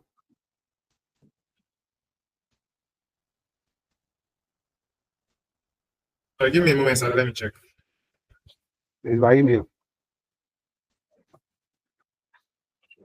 Yes, I have, sir. So we'll be doing the collating now. Just give us 5 minutes.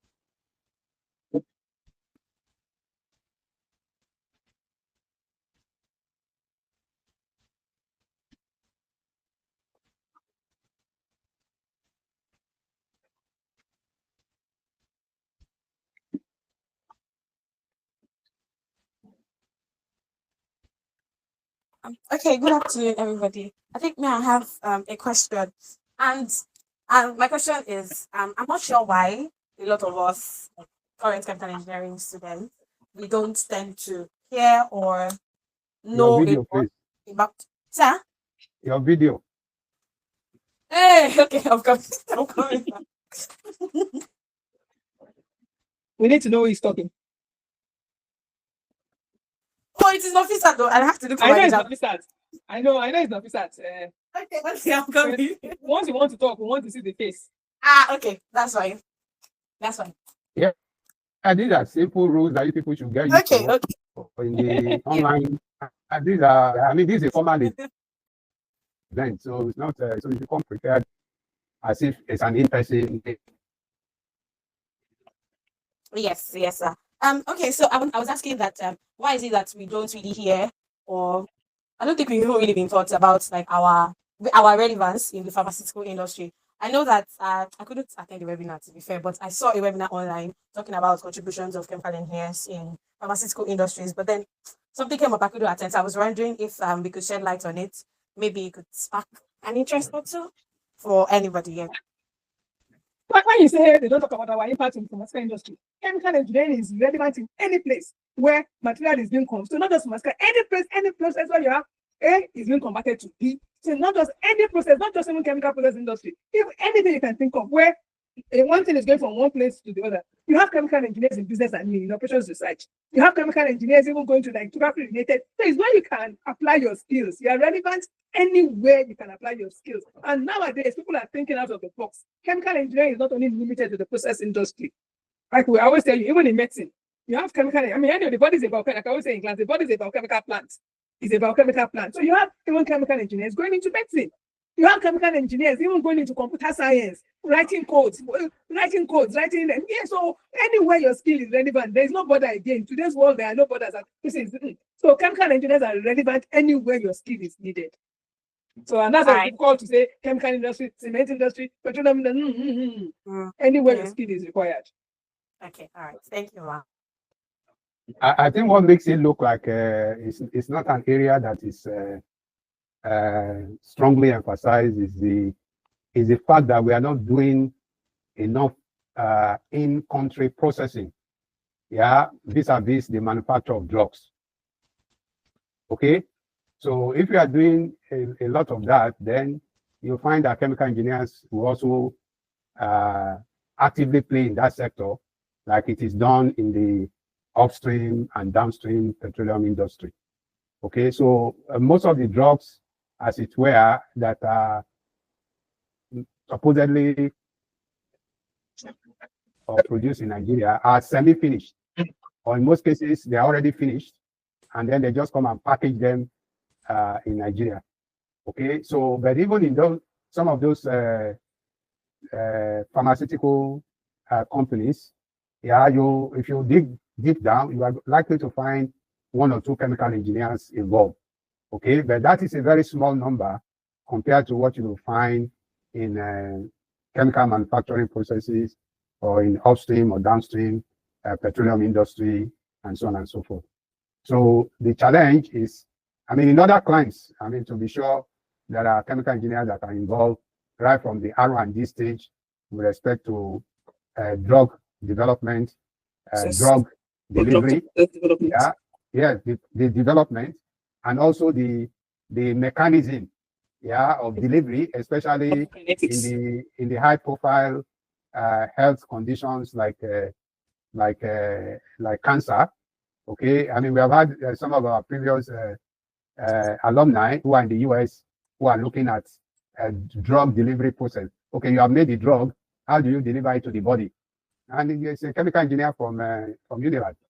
Okay, so, and then when you have finally gone through all the various testing and approval, for example, in the US is the FDA, the Food and Drug Administration or agency or whatever they call them, and it takes quite a lot. When you are going into the full production of the particular drug, you find all disciplines of engineering, but in particular chemical engineering, because you are processing material from one state to the other to get your final product.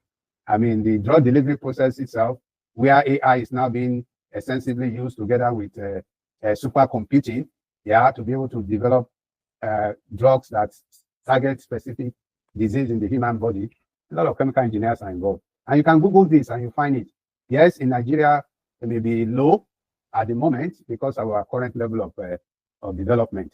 But in years to come, as we get our acts together, you can see more and more. I mean, for a population of over 200 million, as things get better, and we're able to do some of these things in country ourselves, rather than import from China or import from India or any other part of the world, then you are going to see more and more people, because chemical engineers are obviously needed. Yeah, either on the microbial side or biotechnology or biochemical processes, or even on the chemical side, where you are transforming the material from one state to the other to get your drugs. I hope that answers your question.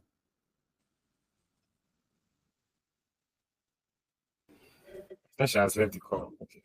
Yeah, and by the way, yes, indeed, NSCHE, unfortunately, I also missed that that event. NSCHE organized under the auspices of the International Affairs Committee, of which I'm a member, organized a webinar where somebody was brought from the Institute of Chemical Engineers in the UK to make that presentation.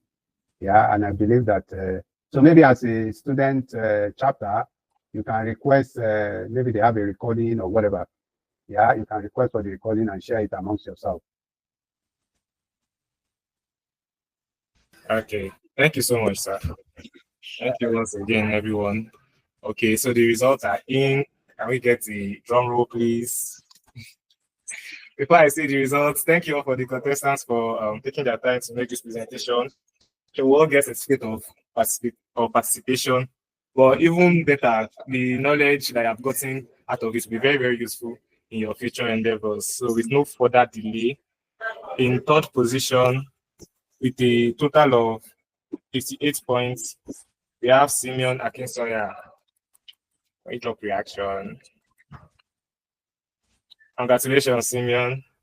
Then in second place, with a total of 59.7 points, we have drum roll, Esther Nwolu.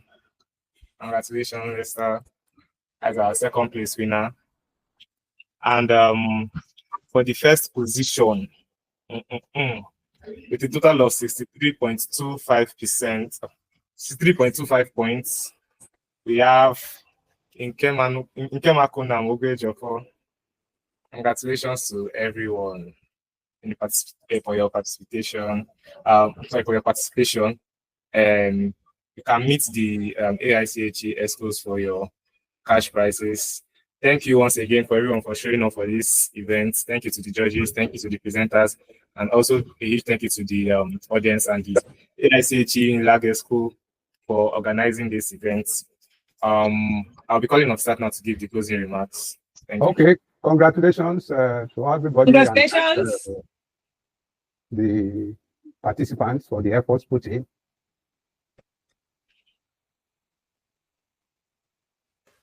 Okay, please, can anybody confirm that they can hear me? Yes, Blue has been dealing with me today. Okay, yes, okay. All right. Thank you so much. Good afternoon, everybody, once again.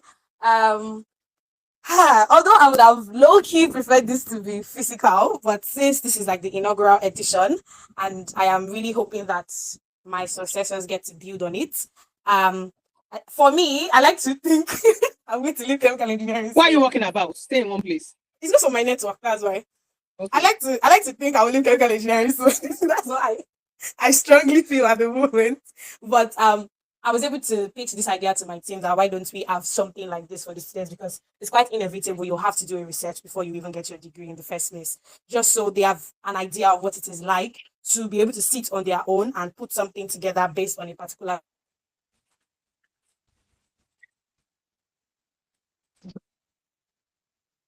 Hello. Yeah, she has said that she has network problems. So. Yeah, I can see she's hanging. She's hanging. All right, let's give her a minute.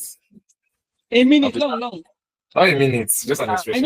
I know that's figurative. I know you're speaking figuratively. Okay. I'm not officer. Are you still here with us? Are you still here? Yeah, then Lola can, as well just do the close of remarks. Or maybe if she removes her video, that might improve. Maybe if you remove your video and just use audio, maybe that might be better for your data. Yeah, but it seems like I can hear a bit. But notwithstanding,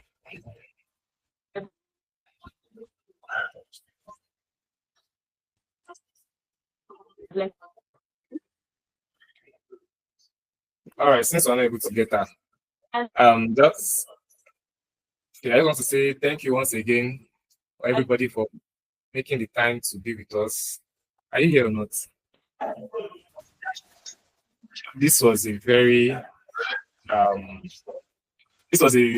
very enlightening experience, a good learning experience for both the presenters and us, the viewers. I'm sure everyone on this call will be able to pick one or two things that will help them in their future endeavor or their future research. So, all right. So thank you everyone for coming. We can end the call now. Okay, thank you very much. Best wishes to everybody. Keep up the efforts. It is not over until it is over. Bye bye. Yes, so bye. Okay, Fortune, all the best in your Nice research. seeing your face again. So Thank you. Thank you very much. And thanks for being a good mentor too, because the students tell me that you are mentoring them. Those who are trying to come in. So thanks. Okay, dear, all the very best. Bye. I hope Mr. Trump is not troubling you people, though. Not so much. It depends on the state where you are. It's not in every state it's troubling them. No, the trouble is all over. It's all over this one. He has some favorite states. His own state, he won't go there. They are grabbing people on the street and throwing them into unmarked vehicles and deporting them without questions. All the deal with you people, though. Amen. Thank you very much. Okay, all the best there. Bye. Bye.